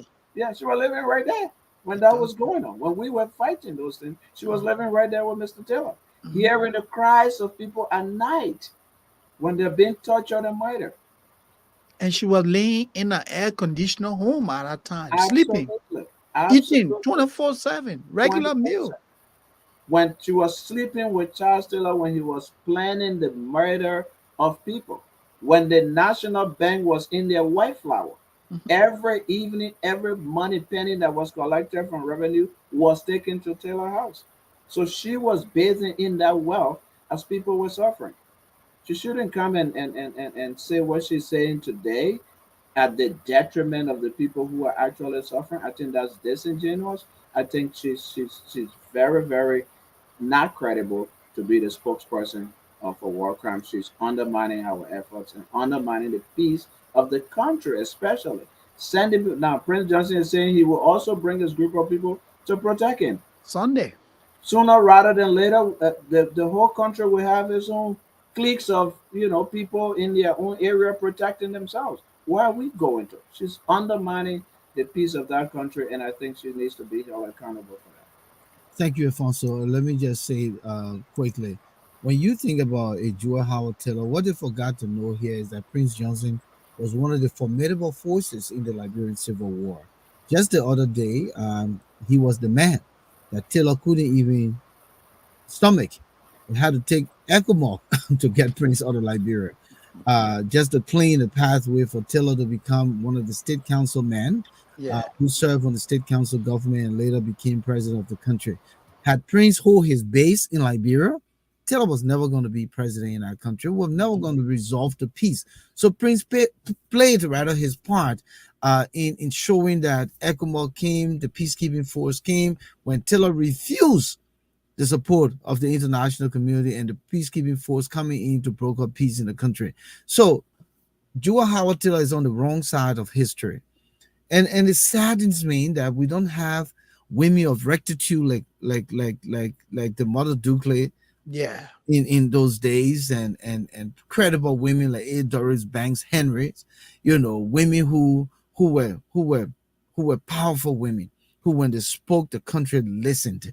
Jua Howard Taylor is just appeasing a small crowd of young people who don't even understand the history of our country. And it saddens me that they're still looking for another 6 years. I would think that we should begin to look the other way, find another coalition, because Jua Howard Taylor is not making any contribution to the country. She just only trying to find a decent life and enjoy it. And that's what I find. There are credible women in our country that he can tap into who will really make a difference. Because when she compare apple to oranges, you're talking about Yeke Koluba. Yeke Koluba is not supposed to be the one building streets in District 10. He shouldn't be the one building what is called Muslim. mausoleums Yeah, yeah, yeah. Mhm. and cemeteries. He shouldn't be the one doing those things. It is the bill put in the legislature Yep. and the district development fund that should be doing those things. Of Not course. that why we always have the tendency to think that because Volcano Sheldon wants to be president, I have to build 10-story high rise on GSA Road before you can give me the opportunity. Why you always think that? That's the wrong perception to have. It's not about what the man does for, there are other ways that a person can be a philanthropist and do things. It doesn't have to be building breaches and building toilet and latrines and all of that. That's the giving of a person from the kindness of the heart. But it's not the primary foundation for them to be elected or become electable because they're doing things. And unfortunately, she's missing the mark because I don't know what Joel Howard Taylor has done in Liberia, in her name, for the people of Liberia. I see people here commenting tonight that she's done nothing in Bond County. Just like to say, what's his name? Braga has done nothing in Lofa County. What has George Weah done in Grand Creek County prior to coming to the presidency? What Yeah. did Alexander Cummings do in Maryland prior to coming to the presidency? Presidency. Yeah. What has anyone done in the places of origin prior to coming to the presidency? What did do in Tucson prior to coming to the presidency? Nothing. He started to do things when he came to the presidency for Presidency. Yeah. Tucson. What did Torbo do in Bentor prior to coming to the presidency? Nothing. He started to develop Bentor when he came to the presidency. So people should stop this behavior and this belief that the candidates need to build roads, need to Yeah. build suspension bridges and build, modern estates, and that's the way they can buy the Liberian people. Let the Liberian people vote on their conscience. Let the Liberian people vote on the basis of competencies in the candidate. Let the Liberian people vote on the track record of the candidate. Let the Liberian people vote because they believe in the person and what they're capable of doing, rather than continue to think that somebody has to do something before, because then George Weah shouldn't be president. He had $80 million of his own money that he did nothing in Liberia with, except being his 9th Street resident and the old school nightclub that he had Nightclub. Yeah. Terrace Street, and the Mario Sports Store that he opened in what about Mario Hoff. Yeah. Everything crumble. Yeah. Yeah. So Yeah. what these people have rather done in Liberia, what did Charles Taylor do in Liberia before coming to the presidency? And what did he do while in the presidency and after he left? Let us stop this. And Joe Howard Taylor, you're not credible. You're not better than Joe Barker. You don't know how long Joe Barker going to live. Dr. Deputy Sam Deputy was here the other day. Deputy said that when Joe Barker becomes president, the doctor then got all kind of injection. When they put in that puppy will just bounce back and he will be rejuvenated. And that was a good way to look at it. Moses, you and I, if we didn't have the opportunity to go to our doctors and do our annual physicals, Of course, we have serious complications. Yeah. we wouldn't know. Yeah, we have We wouldn't know. complications. Yeah. I was just with my doctor in consultation the other day. She said no sugar. That's good. Sour rice, Cut down that cassava leaf Yeah. I with a palm butter rice. And I said, man, I was stable food. She said, listen, you got to stop it. We got a minimize. So I'm just saying these things because we continue to always want people to do for the Liberian people.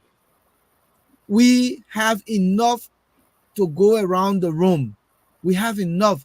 Only if we have good governance, good systems in place that will run our country and utilize our resources, not allow foreigners to come and pillage our resources and get rich and leave us with 2 and 3%, and the 2 and 3% the president and his cronies put it in their pockets. Then the country is left in dilapidation. Then the country is left to nothing. That is what's happening in our country. That is what's suffering the country. Bad governance is suffering the country. Greed, corruption, those are the elements that's suffering the country. And until we have the right leadership that will look forward to making the country better by the wealth and resources it has. And one of the things before I let you guys come in, no matter how much we continue to hurt our country, it remains a fortress. It remains solid. We the one hurting the country. The leadership, the citizens, all of us are the ones hurting Liberia. But Liberia remains. The houses that we are building, he will die, he will leave them, Liberia will remain. Of course. Though build a house, a mansion in Tucson with a star in the Liberian flag in the swimming pool, it left to ruins. Tower built his dream house in Bentor, it's left to ruins. Liberia remains. Just little white flower don't even have electricity. It's sitting there in Congo Town opposite the Palm Spring Hotel. Liberia remains.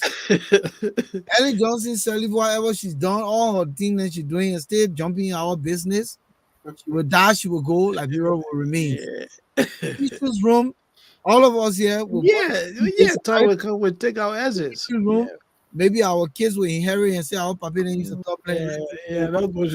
Liberia will remain. And that is what they've not understood. Yeah. And until people begin to see that, no matter what you do, no matter how much evil you do to that country, it remains. Yeah. So instead of you leaving it in bad shape for it to keep it in good shape. Yeah, That your children, your grandchildren will come and enjoy it. that's And my right. brother, that's how I want to look at it. And But that is look, true. Uh, Go yeah, brother. quickly. Okay, yeah. Two things I just want to say quickly. Like I said earlier, Jua Howard Taylor is not a good public relations person for Mr. Weir. She talked about securing the economy, right? Did the Liberian people not pay Mr. Weir, $2,000 on a daily basis To for go, to go watch football. incidental to go watch football for almost 50 days? Is that what Jewel called securing the economy? Is that how she operationalizes securing the economy? When Mr. Weir came to the presidency, did he not build 49 condominium on a shady condition? Is that what Jewel called securing the economy? And let me say this to Jewel. The vice president is a leech. She stands for nothing. She falls for everything. She has moral integrity problem. Has she forgotten about Mr. Kemu, the Liberian, the criminal that was arrested and brought back to the United States to serve time? Her boyfriend. There's a woman that walked in Monrovia streets claiming to be a national leader. She was after the money. Has she forgetting about Kemu? What moral standing Mr. Kemu has? Has she forgotten? And quickly, let me say there's the situation at Senator Johnson's church on Sunday has gotten condemnation from all sectors of society. And I would like to say hats off to the president of the Association of Liberian Journalists in the Americas, Mr. Joe Mason, and his officer. They issue a statement condemning um, the incident. They call for the arrest and prosecution of the individuals involved. In a press release issued yesterday, Aja said that people have the right, to worship, and that is guaranteed by the Constitution of Liberia. So for Joel then, to finance people to do that, Aja believes that that is wrong.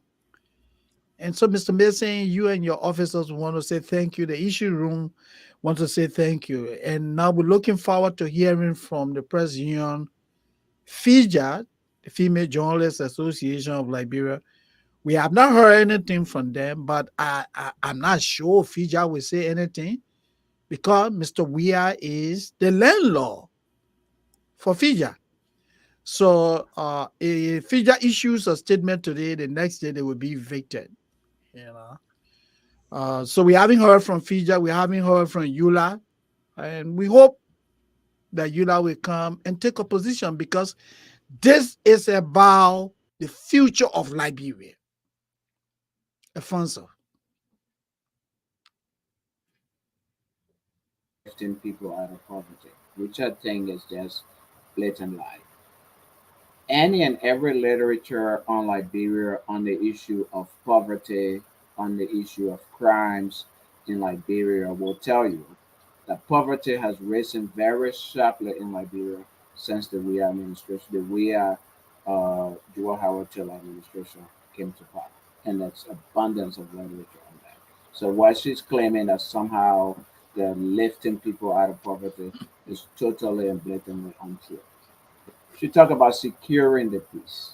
The Liberian people are the ones who are securing the peace. The Liberian people are the ones who are holding on to the peace. It's not the government. The government and its functionaries have repeatedly done things to undermine the peace. Look at the situation of University of Liberia students simply demonstrating in front of the embassy of the United States of America, and what happened to them? They were flogged mercilessly. Look at the situation of the representative, one of the representatives marching on the campus of the University of Liberia to instigate and pick a fight. Look at the situation yesterday or a few days ago at Prince Johnson church property. Look at what goes on a regular basis in District Number 10 related to attacks and counterattacks with Yoka Koliba and their people. It's the Liberian people who are maintaining the peace. It's not the government. The government has done any and everything to instigate the people into violence. The Liberian people have said no. We've suffered 15 years of civil war. Here's what we're going to do. We will wait and go through the democratic process to air our grievances.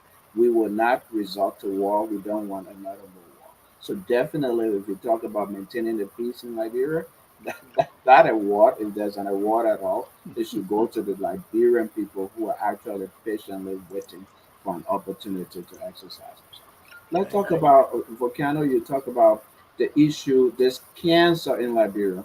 That somehow politicians are supposed to be building roads and streets and providing electricity for people. It's just a scheme that corrupt politicians have concocted to give themselves huge amount of money.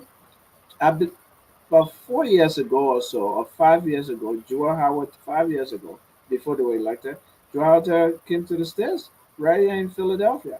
What did she say? She justified the high salaries that legislators were making because, according to her, legislators need that money plus more. And said she said they needed more. And I have that tape. I'll find it so we can play it. In fact, they needed more because they have to go and help pay people's school fees. When somebody graduating to fund their graduation, to you don't do that. You put the money into the social services. Of course. President Biden, even Donald Trump, they didn't go around giving people money when they didn't have food. There are social programs in place for people who can't feed themselves, who can't afford food, to go get food stamps and go get food. It's not your job. You take the money and put it in your pocket. That's the reason why the people don't have those services. You say you pay yourself 15, $18,000 a month, but you assign $150,000 for an entire year to a hospital serving 65,000 people, 1 million people. County hospitals that serve the local people, how much did they put in the budget for them? $100,000 per hospital for an entire year. And they're not even giving that money to No. the hospitals. But they're going around renting graders and say they're building roads so they can say they are the one carrying. It's corruption. It's buying votes. When they go and do that, it's because they want the people to vote for them. And where do they get the money from? The people own money. They put in the budget, they give it to themselves, and then they go and get a few bags of rice and give it to the people and say they're doing good to the people. But That's you didn't see the speaker Buffer Chimo giving brand new money, right? brand new money, giving it to people, dividing money in the streets. When that money should be going into education, into healthcare, into paying teachers and nurses, and safe drinking water. When we were growing up, we had safe drinking water. Our country is going backwards. And these people don't care. They're putting the money in their own pockets and they're going around. And Joel Howard Taylor, as I was listening, talking about what they do for their people. They're supposed to pay school fees. It's not the people's job to do that. You're No. supposed to put it in the education system so everybody benefits. How about if I don't know Joel Howard Taylor to pay my child's school fee, who will pay the child's school fee? But if school is free for everybody, then all children will go to school. That's why we should have these programs in place, not individual politicians stealing our money and putting No, it no, in no. pocket. And Alfonso, let me correct that quick. It's not when school is free. When people are being paid and paid on time and paid well, they As will, they will send Yeah. their children to they will school. send their children to school. To school, Yeah, yeah. We gotta absolutely. wait for government officials to pay my child's school To fee. pay my child's school They fees. create this dependability Exactly. system so that Mhm. the people can be Dependent and, upon them, and, and and they Yeah. can keep yeah, controlling the people, yeah. and they can keep stealing the money and enriching themselves and throwing pittances to the people. That's cruel and that's wrong. Let me quickly remind people here the 404-272-2808 number is the one to call if you want to chime me. I totally forgot to post the number a little while back because this conversation is so juicy here tonight. But the number to call 404-272-2808. Please call. We'll open the line for while we continue the conversation. If you want to chime in, we'll appreciate it. But you can still use the chat room to make your points known. Again, you're watching the Issues Room. Our broadcast is on Tuesdays and Fridays, 7 p.m. Eastern Standard Time and 11 p.m. In the Greenwich Time Zone, particularly Liberia. We broadcast on Tuesdays and Fridays here on Facebook, Twitter, YouTube, and LinkedIn. We just want to remind you we are the alternative social media platform discussing the things that matter to our country. We encourage you to share the word, become a follower, like us, love us, do whatever you can with us, spread the word. What we find here is that we see, these numbers, don't let it fool you. You see two, three, four. At the end of the day, there's Yeah, hundreds of people watching. So watching the show. Facebook Yeah, number shouldn't be the precursor to say, oh, these guys are not relevant. We yeah, are relevant. What we're discussing is what's trending in our country every day, and we want to be a part of a part of the conversation to enlighten our people. That's what we do. We enlighten. We don't take sides. We are of no political affiliation. We are tied to no political institution or party or person in the country. We present the uh, uh, pathway to everyone to come here, whether in government, whether in opposition, whether community. We invite everyone to join us here and become a part of the conversation. So again, we are neutral, very neutral, and we want you to know that. While it is true that some of you want to hear what you want to hear, and if we don't go down that road, it doesn't mean that we hit your group or we hit your camp. It's just that the conversation is driven by what is happening in the actual event, and that's how we go about it. So in case we're talking to Howard Taylor, if you're a seditious, you say, "Oh, the people ain't like the woman," but it's not that we don't like the woman. It's just the fact that the woman ain't correct. When they say the woman yeah. ain't correct, the The way she conducting herself, man. woman ain't correct. So again, welcome to the show. But gentlemen, we are pushing now into memory lane. Yeah. So let me just bring our memory lane quickly, and then we'll go into what type of country is this. Um, so I'll go solo while I do the memory lane here. Our memory lane tonight is written by A. Manin Sumo, and he's bringing a historical piece here about Douala or Dola. So long before the borough of New Crew Town was created, the town of Dola, also known as Douala, was a commercial center where King Duma Zulu of the Gola Day and Vai kingdoms and chiefdoms, uh, and Chief Wunya of the Bassa chiefdom met and traded. So King Duma Zula and Chief Wunya, they were meeting and trading in the Douala area that is currently Douala. The official market day for Dola was Ajuma, and Friday. it's called Friday in our modern calendar. On Fridays, locals from the nearby kingdom and chiefdoms met and traded goods for goods known as in the barter trade. The town of Douala or Dola got her name from the stream of creek rather, running out the Do River, aka known now as the St. Paul River. In the Pele tribe, Do is a creek.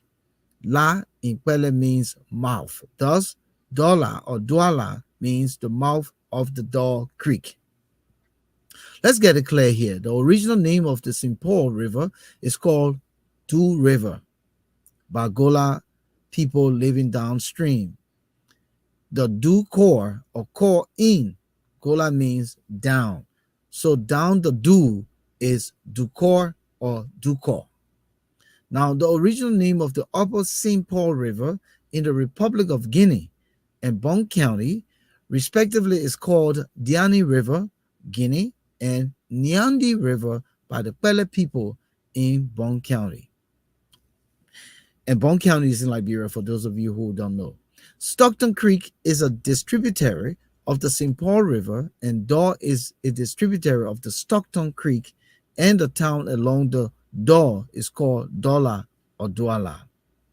So he said, next on memory lane, will be Mumble Town. So he will be presenting something on Mumble Town next, uh, in his next feature, and hopefully we'll get that on Friday. So this is just a historical piece reading here by a.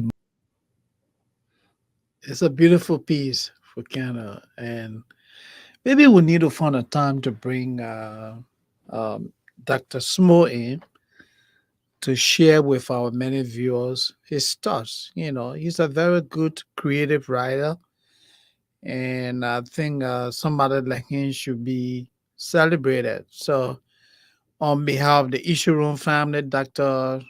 Sumo, we want to say thank you for what you do and continue to do for our country. We really appreciate your creativity. This is excellent, a very excellent piece. Historical, because what I learned tonight, uh, very strange. I didn't know all of these, historical facts. Volcano. What do you think, Volcano? I think Volcano might have gone. Okay. Okay. Okay, okay. So yeah, definitely history. Our history needs to be reconciled.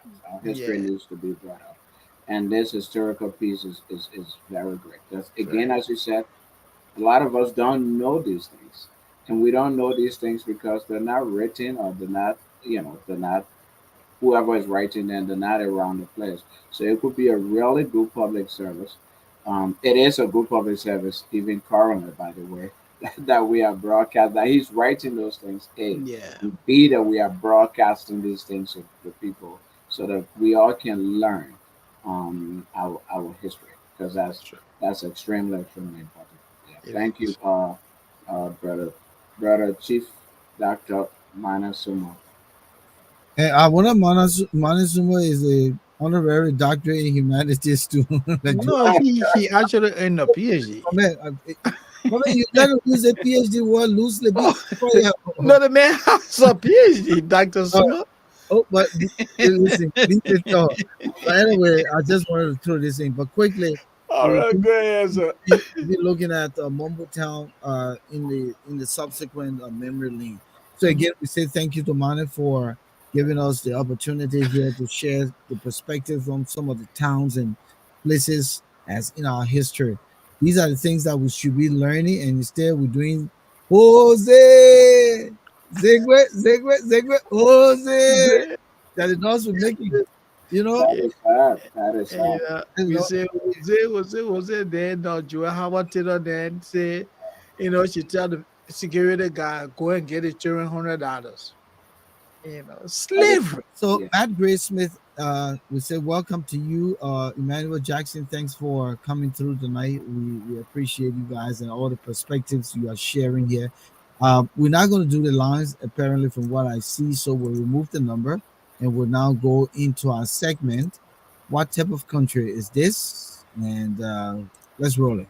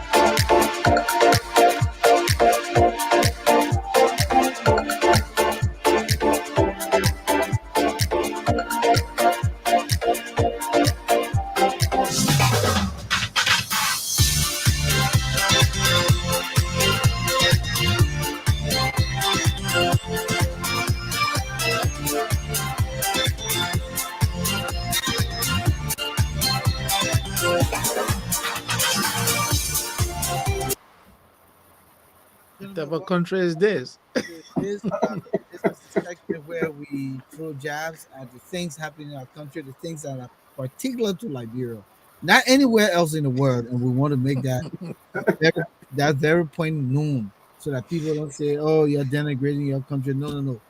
We are not denigrating the country. We're just saying what is happening in the country and shouldn't happen.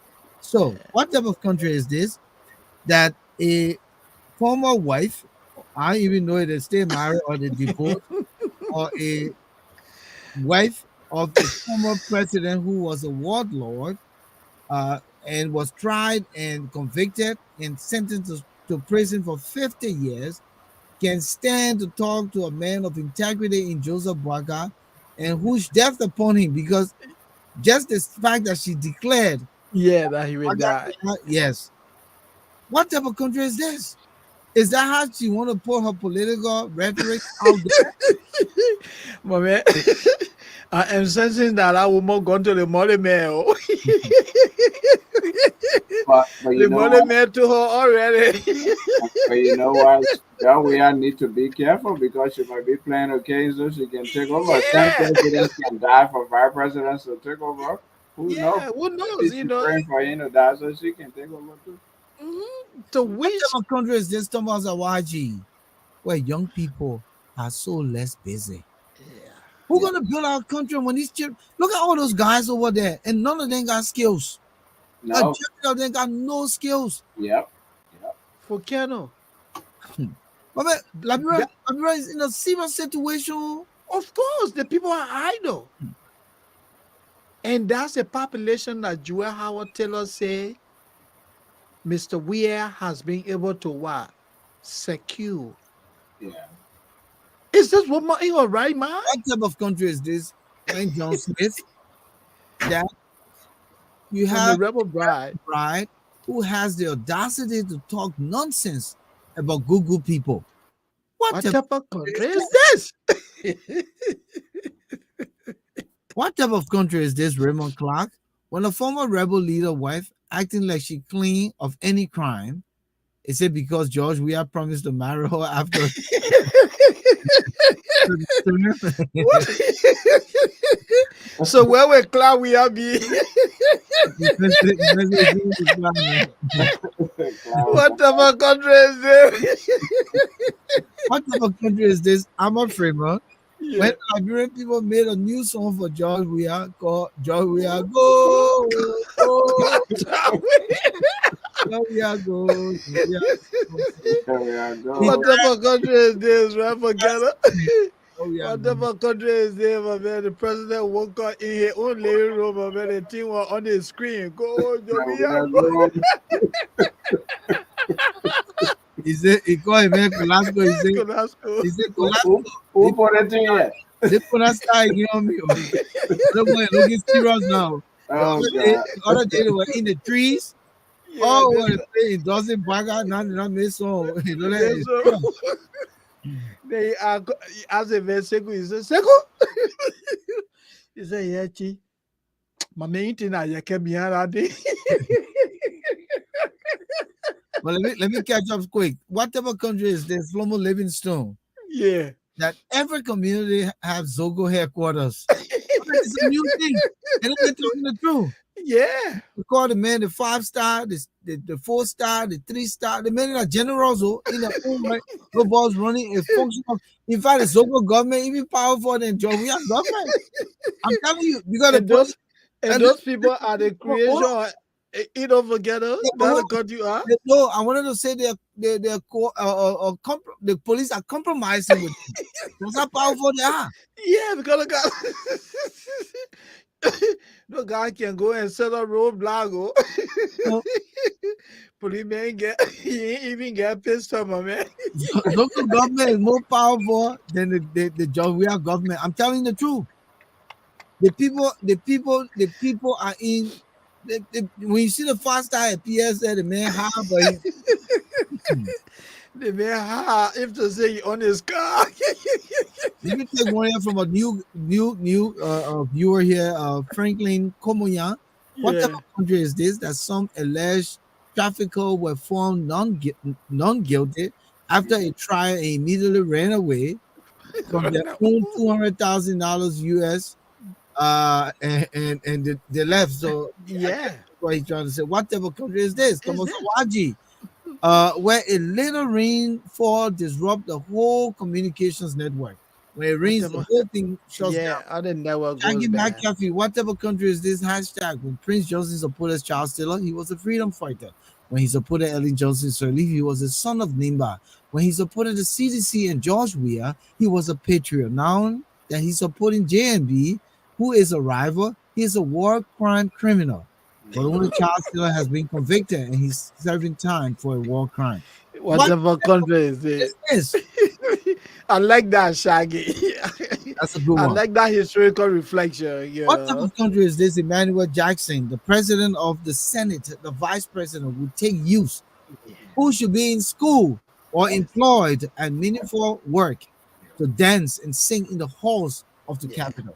What type of country is this?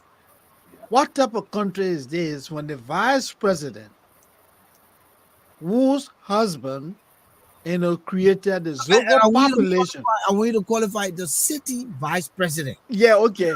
What type of country is this that the city vice president, whose imprisoned husband created the Zogo community in Liberia, is today referring to another former warlord as a war criminal? What type of country is this? What type of country is this, Thomas Awaji? When you play the lottery and win, but the people don't have the money to pay out. Really? Yeah. So tell me, forget it. You play the lottery, you win, and then they tell you, so we owe you. Thomas Awaji, like Christian, man. They don't tell you to owe you the same, but man, we ain't got money. Oh. The money guy is. We ain't got money here, you gotta will. And the national lottery is also be in part supported somehow by the government, Yeah. Of course, yeah. right? Yeah. Right? I Yes. think so. Yes, it is. It is The how it works, they established get. agency. So when the man wins, then he gains, he can get it. You can't get money, man. Yeah. Government now borrow the money loan. But the people who work for the government, they can't get paid. Are you who play lottery, are you will get paid? That you will. Franklin Jesus. Komoya, what type of country is this where we have Rescue 1 and Rescue 2, Fixer 1 and Fixer 2, Broom? they got Broom 1 and Broom 2, A broom too. DSTV 1 and DSTV 2. They got criminal father and criminal mother. I now understand why we are not getting anywhere as a nation. What type of country is this? Is this? Y'all lead a broom thing. Oh, that must No, be no, I beg Broom you. 1, broom 2, eh? Yeah, but I'm gonna start broom, my brother, I beg you. Oh, I beg you here too. Listen, Franklin, if you haven't done anything, just give us 2 minutes of discussion on this. Let's break it down. Rescue 1 and Rescue 2, that Bwaka and that Kun. Cool. Fixer 1 and Fixer 2, the Cummings and Charlie Bronskin. Yeah. One, I don't know who is Broom 2, but I know Broom 1 at I won't go. Broom 2, I don't know. It's still missing. Yeah, DSTV 1, I think that's actually female. That are Freeman. Yeah, Simon Freeman. And criminal, I don't know who is criminal father and criminal mother. So, I don't know. So- Oh, hold you on. know what? hold No, on. I think the criminal father and criminal mother, they're talking about Jua Howard Taylor and John No, Leah. no, hold on. Let him put it in there. So, Franklin, please tell us who is criminal father and criminal mother. We want to know that. Yeah, don't talk for the man. You know, that you can call back and say, now you don't want talking for me. I have no regret. I don't want talking for myself. Yeah. But Yeah. let me- What type of country is this? we have a lot to go through before we lose track. There's a lot coming in. What type of country is this? Oh, yeah, he said that when you play the lottery, you can get your money out. Then Flomo Livingstone comes in. What type of country is this that Zogo steal your phone and turn it around and sell it to you? You can't call You can't police. call. You can't go to the police. What? So listen, Gwen Jones Smith says here, the lottery is under the vice president office. That is true. She over there talking rubbish, shameless woman, and the people win, they can get her money. Then she won't talk about credibility. Yeah. Okay, so we are still waiting on broom number 2. All right. That's what I'm going say. What type of country is this when a female leaves America to marry a rebel leader, not calling another rebel leader a war criminal? Okay, so friends, you were right, Moses. Franklin says, That's it. yeah, Joel. A criminal father and criminal mother. Criminal murder, my man. the What type of lottery, country is this? the lottery, the group of 77, and some other place are all under the office of the vice president. Yeah. And, you know. What type of country is this? Alexander here is just popping through the night. Hashtag. After the government has lost a drug case, or a drug seize, I think he meant case, to drug dealers, the AG said he would send their $200,000 back by mobile money. Because the judge ruled that they return the people money. So was the $200,000 a bond? Yes. No, it wasn't. What It was was what? The Caesar, that's the money in the the Caesar seize with the Oh, drug? along with the drugs. on the Okay. guys, yeah. Yeah. Okay. Yeah. So you know how be that 200,000, the judge getting a big cut, Yeah. and I said that the money to share, that the money to What share. are you talking about? That thing gone to What type of country Jamaica a is long this? time, That man. the Zogos have more government structure than the government itself. Zogo The leaders pay Zogos- their employees On on time. time with drugs. Oh yeah, my man, go sell for me. Now what they do? You know? Shaggy. Yeah, you go sell for the man and make the man give you if you are on opioid, the man give you 2 or 3 tablets that you pay right there. Then you go sell it to another person. Yeah. So, Musa, what type of country is this? What type of country is this? That's just the Yeah. question. What type of country? What wrong with this country, man? Greed. We cannot greed. I mean, we're making fun out of this thing here, but we're just trying to, therapeutically deal with this. But it is shameful. It is embarrassing. Greed has taken over the country. I mean, for kind of people get appointed to positions. The first question they ask, Chopping there. chopping there? Can you imagine, my man? You don't think about your salary. You're talking about whether chopping is there. It's a lucrative position, whatever that means. They say it to agriculture ministry. So, oh man, come on, man. The people joking. They want me You to say finance. You say, oh yeah, Lucrative. yeah. Look at the In position. fact, the media people, the journalists can say most of were pointed to the Look at the lucrative position. maritime. of maritime. When they say it to water and school, they say that met to the gray.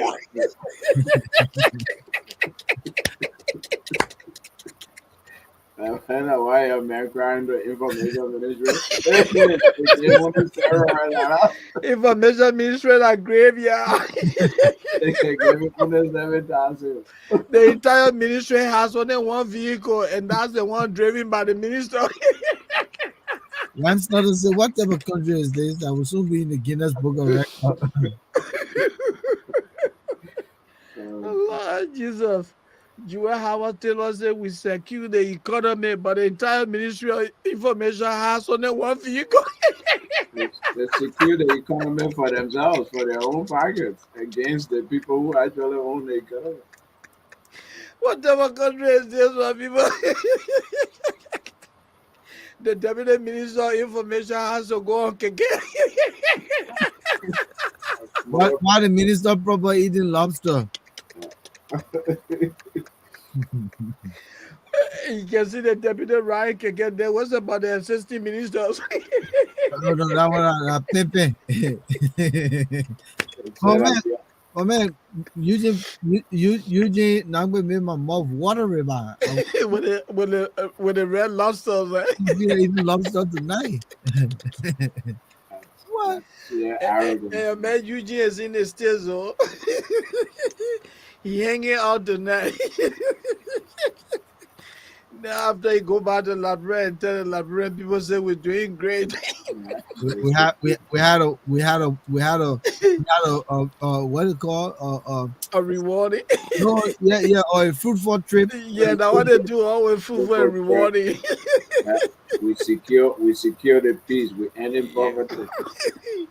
The maker he stays in someone's basement all day just drinking Hennessy. Goes back to Liberia and tell the people say the trip was rewarding. And fruitful. What type of country is this? Emmanuel Jackson, Vice President, only addressed the country on major issues at election time, fearing she's going to lose her benefits. What Yeah. type of country is this where Yeka is coming back with fire? Leader will be two Next week. president. I tell you, oh, But you know what? What type of country is this, Thomas Awaji, where the immigration officers at the airport asking for small thing? What type of country is this, Gwen John Smith? G. Gwen John Smith, The judge that told the the judge jurors. told the jurors that if the drug dealers are set free, they will have 200,000, insinuating to the jurors that they, the jurors, to get some of that money, mhm. rendered They enough may not enough bill. Give the verdict. What type of country is this? Hashtag Shaggy McAfee.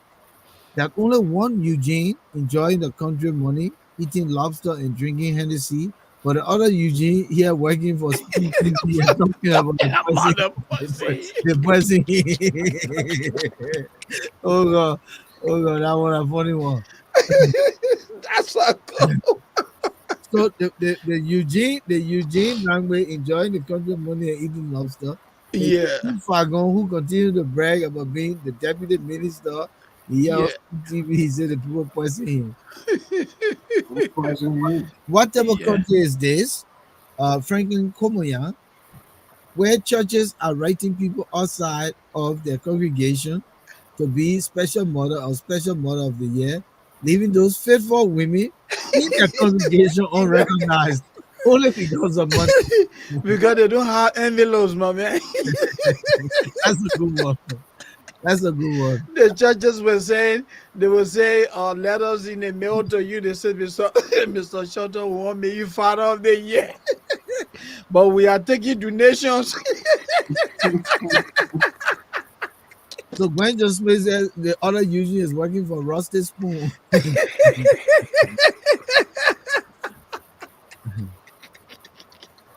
Oh, Lord Jesus. They said, Mr. Shelton, you the father of the year, oh boy. But chiefly we'll be taking donation. Yeah? This is a fundraising program. So when you come, please bring some people with you. In fact, it'll give you Patreon ticket. They take it. What type of country is it when you go to the church? Give you 5 Patreon ticket. I want it. Honorable, give you 5 Yeah. What type of country is there when you go to the church, the pastor prints about 50 envelopes. He said each of the envelopes I want people to come with $500 each.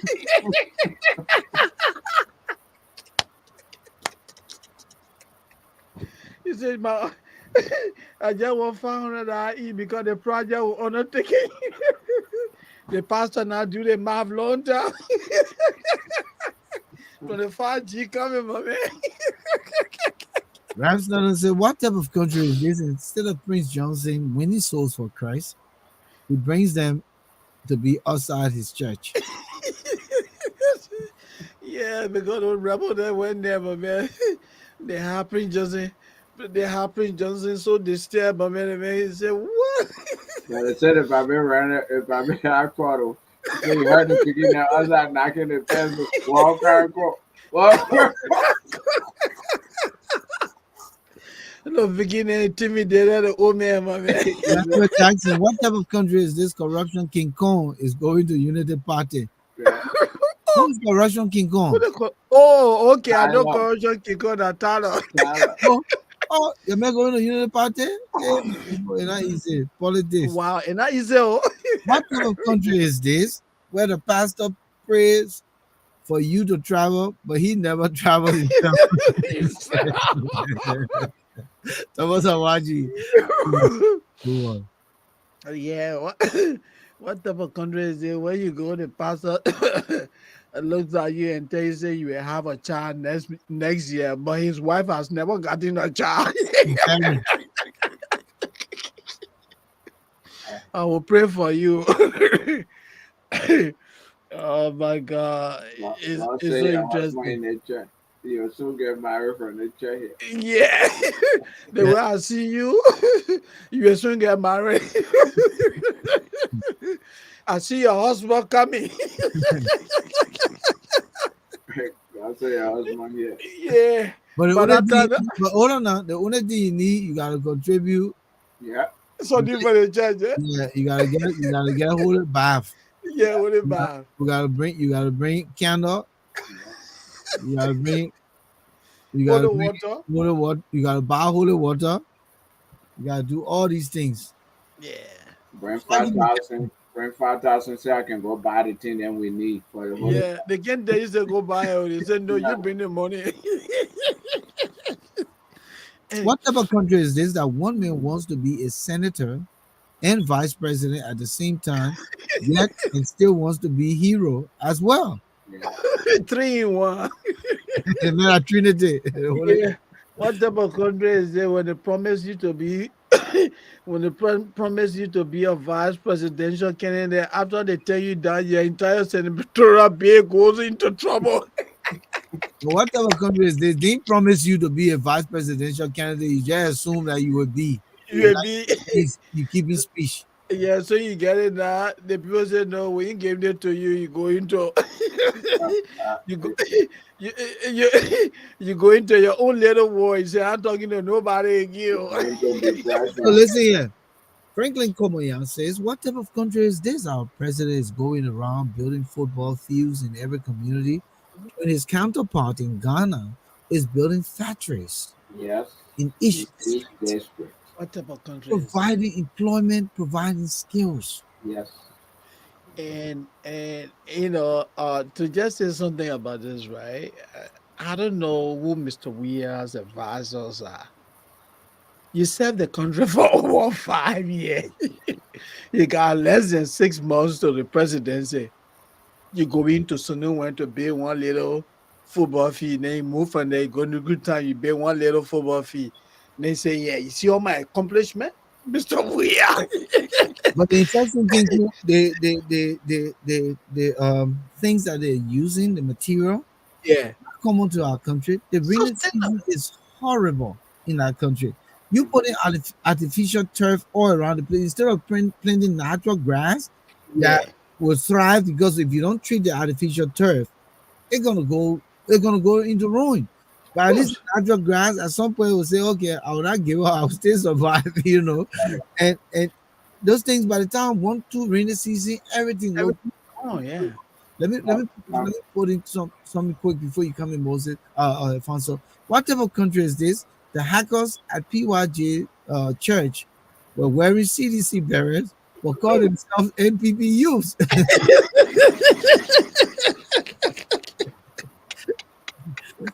Yeah. What type of It's, country is this, Shaggy McAfee? That the CDC boy scared PYJ. He was afraid to leave the church talking about we want peace. the beginning king also they say Papa we spotted here today. We'll come back to that. What type of country is this? Our named vice president candidate gone. Is he really in rehab? What type of country is this where you have 0 foreign investors in 6 years? What type of country is this? Yeah. What type of country is this, Rams Northern? Cummings worrying about that little girl not to feel him. I think so too. Has she accepted his request? Well, there's been no definitive statement yet, but there are indications that It's a everything possibility. appears Okay. to be All opposed. right, let's move on. So, Yeah. Emmanuel Jackson said yes. Ghana just dedicated a car manufacturing factory. Wow. Yeah. And then we have Shaggy McAfee said that's only in Liberia the youth looks like grandpa. What type of country only in Liberia the youth then look like grandpa? Yeah, but the man is 65, still calls himself youth. So let's come back because we're going to close on this in the next 5 minutes quick. So Moses, the beginning come. Yeah. So priest sitting now in the church. They say, "Oh, you sitting now? I mean, you reading through your sermon. You're about to preach."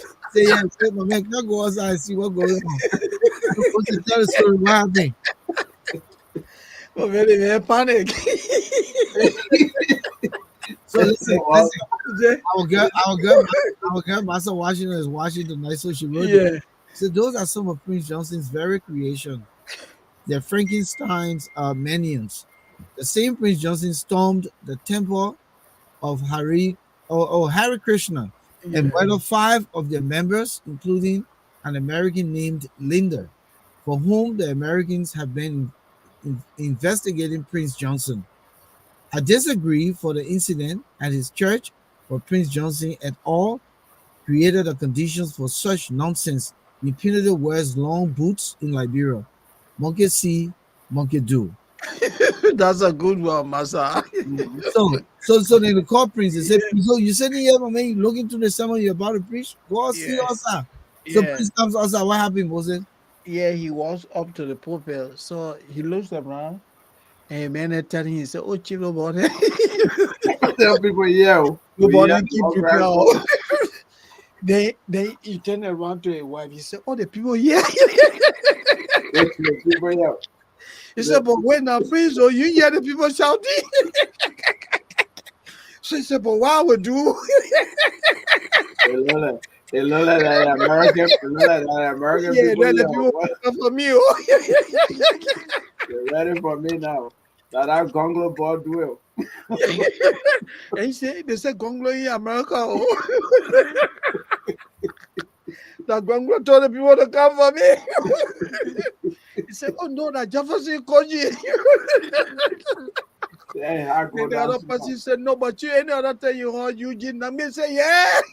He said, well, don't even forget Joel Howard Taylor hand Yeah, inside. you see Joel.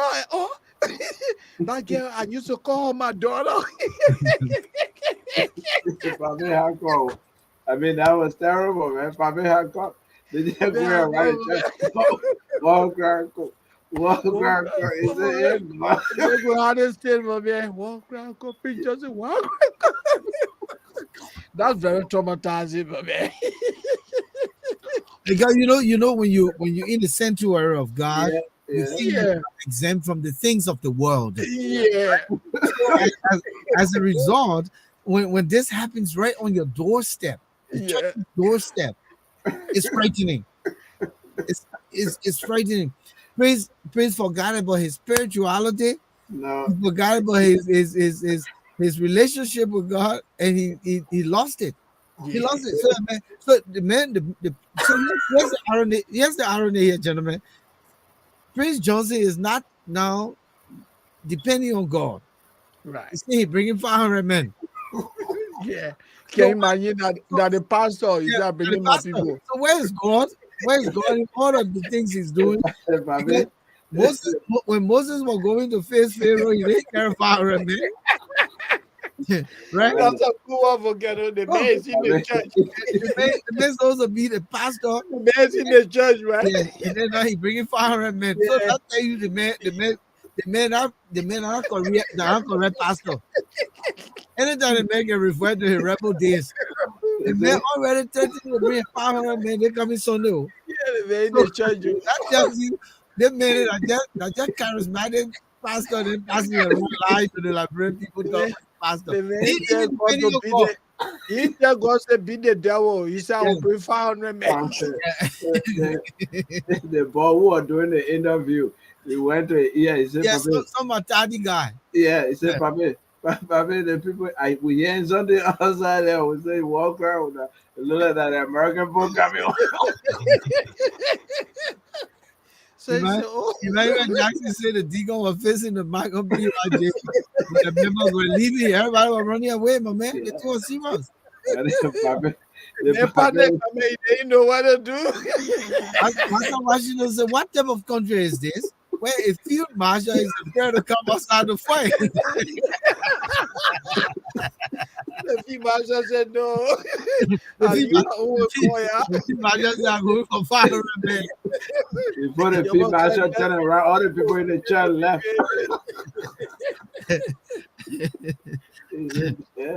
What you want?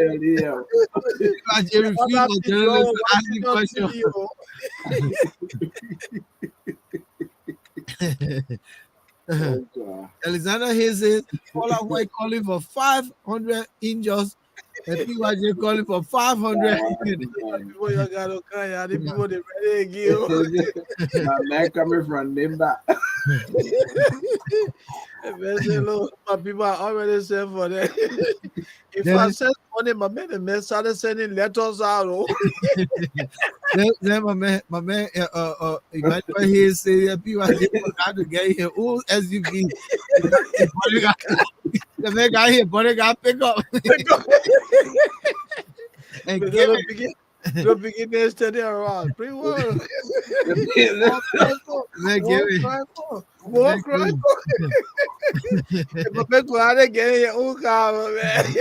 The beginner said they're going by again.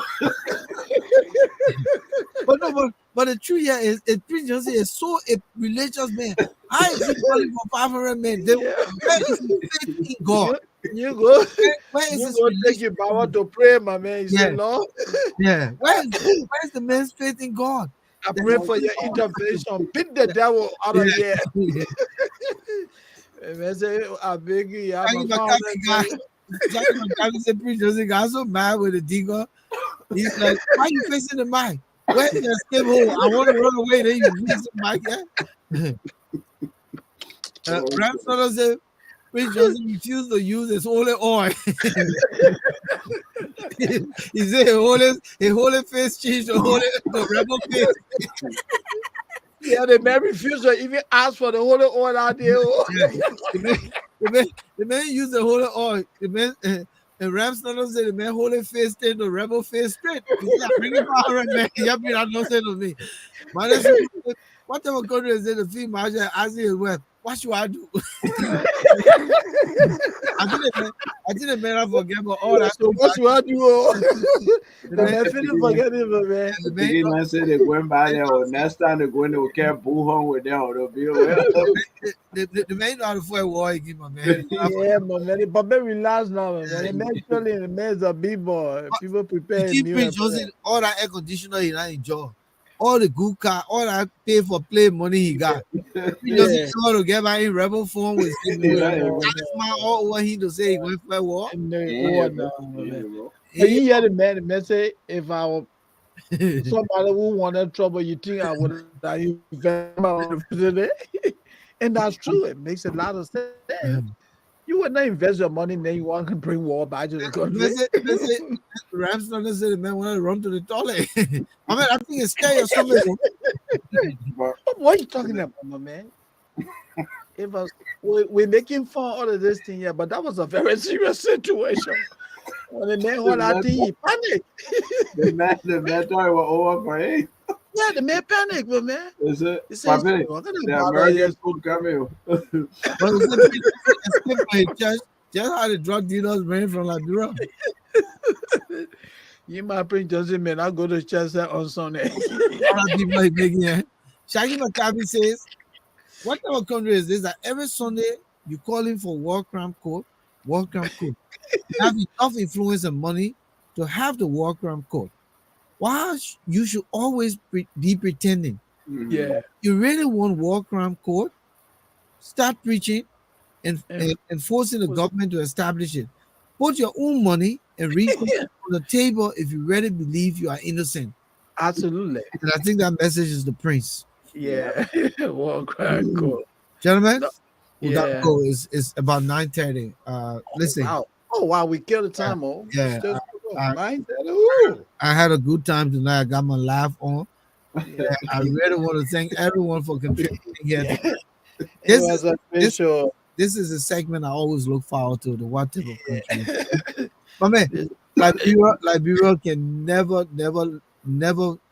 go wrong with something. Something got to be there for us to laugh about. Something, and that's I mean, we're not denigrating our country. It's just a fact. These are the realities of our time. Mm-hmm. And until we have the right president, the right government, the right structure, these things will continue to perseverate. They will be reverberating every day. You wake up tomorrow morning, you'll see something different again. Oh, yeah. It's not going away. Yeah. And that's why Liberians should not make that mistake. Master said, why the man see the vision at the beginning of coming?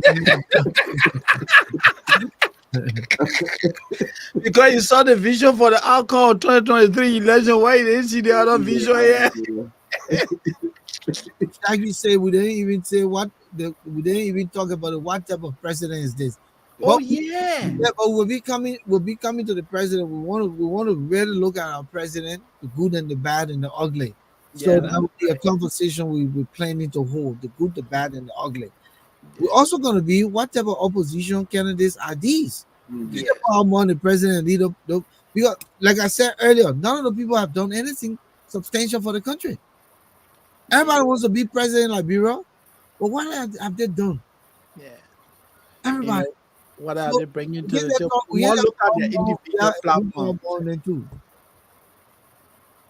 We want to look at the people platforms, my man. And you just say you want to be president, but you can't even Hey, put Gwen, I'm not true. I'm not true. no I'm not true. I would like to say, okay. yeah, because I said we're gonna look at President. We are the good, the bad, and the Go ugly. ahead throwing it out there. Oh. No, President, we have got some good. And that night I will have to fight for him. I would you I'll be fighting for him. Most of them were That for would be a very difficult battle for you to fight together. I will fight for we are on that night. There's somebody will ask you, but my man, what's about the condominium? I mean, I say I will fight for we are. it's good. Yeah, It's good. yeah, Yeah, there's some good in yeah. we are. Yeah, According to his former minister of state, he yeah. did a hustle. He will not care there anywhere. So that's the good in it. Very lot, bro, right? They steal money and pay the hustle.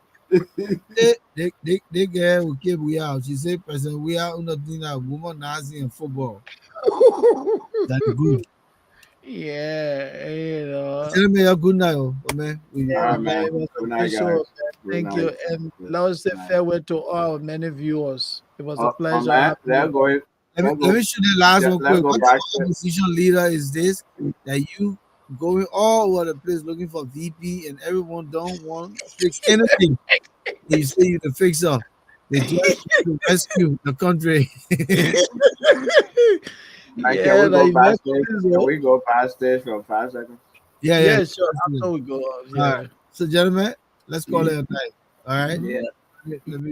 Let me keep you out of here quick.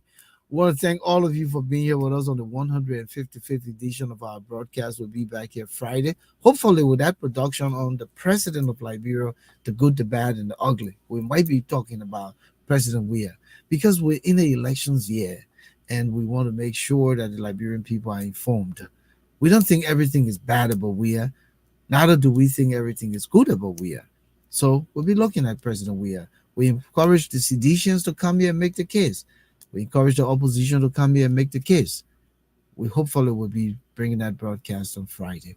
I'd like to thank G. Gwen Smith, John Smith, for joining us here tonight. G. Gwen Jones Smith, Thomas Awaji, Shaggy McCaffey, Flomo Livingstone, Alexander Boniface, Emmanuel Hayes, uh, Massa Washington, our girl. Maybe Massa should join us on that broadcast. We'll reach out to her, see if she wants to join us on Friday for the conversation of President We Are the Good, the Bad, and the Ugly.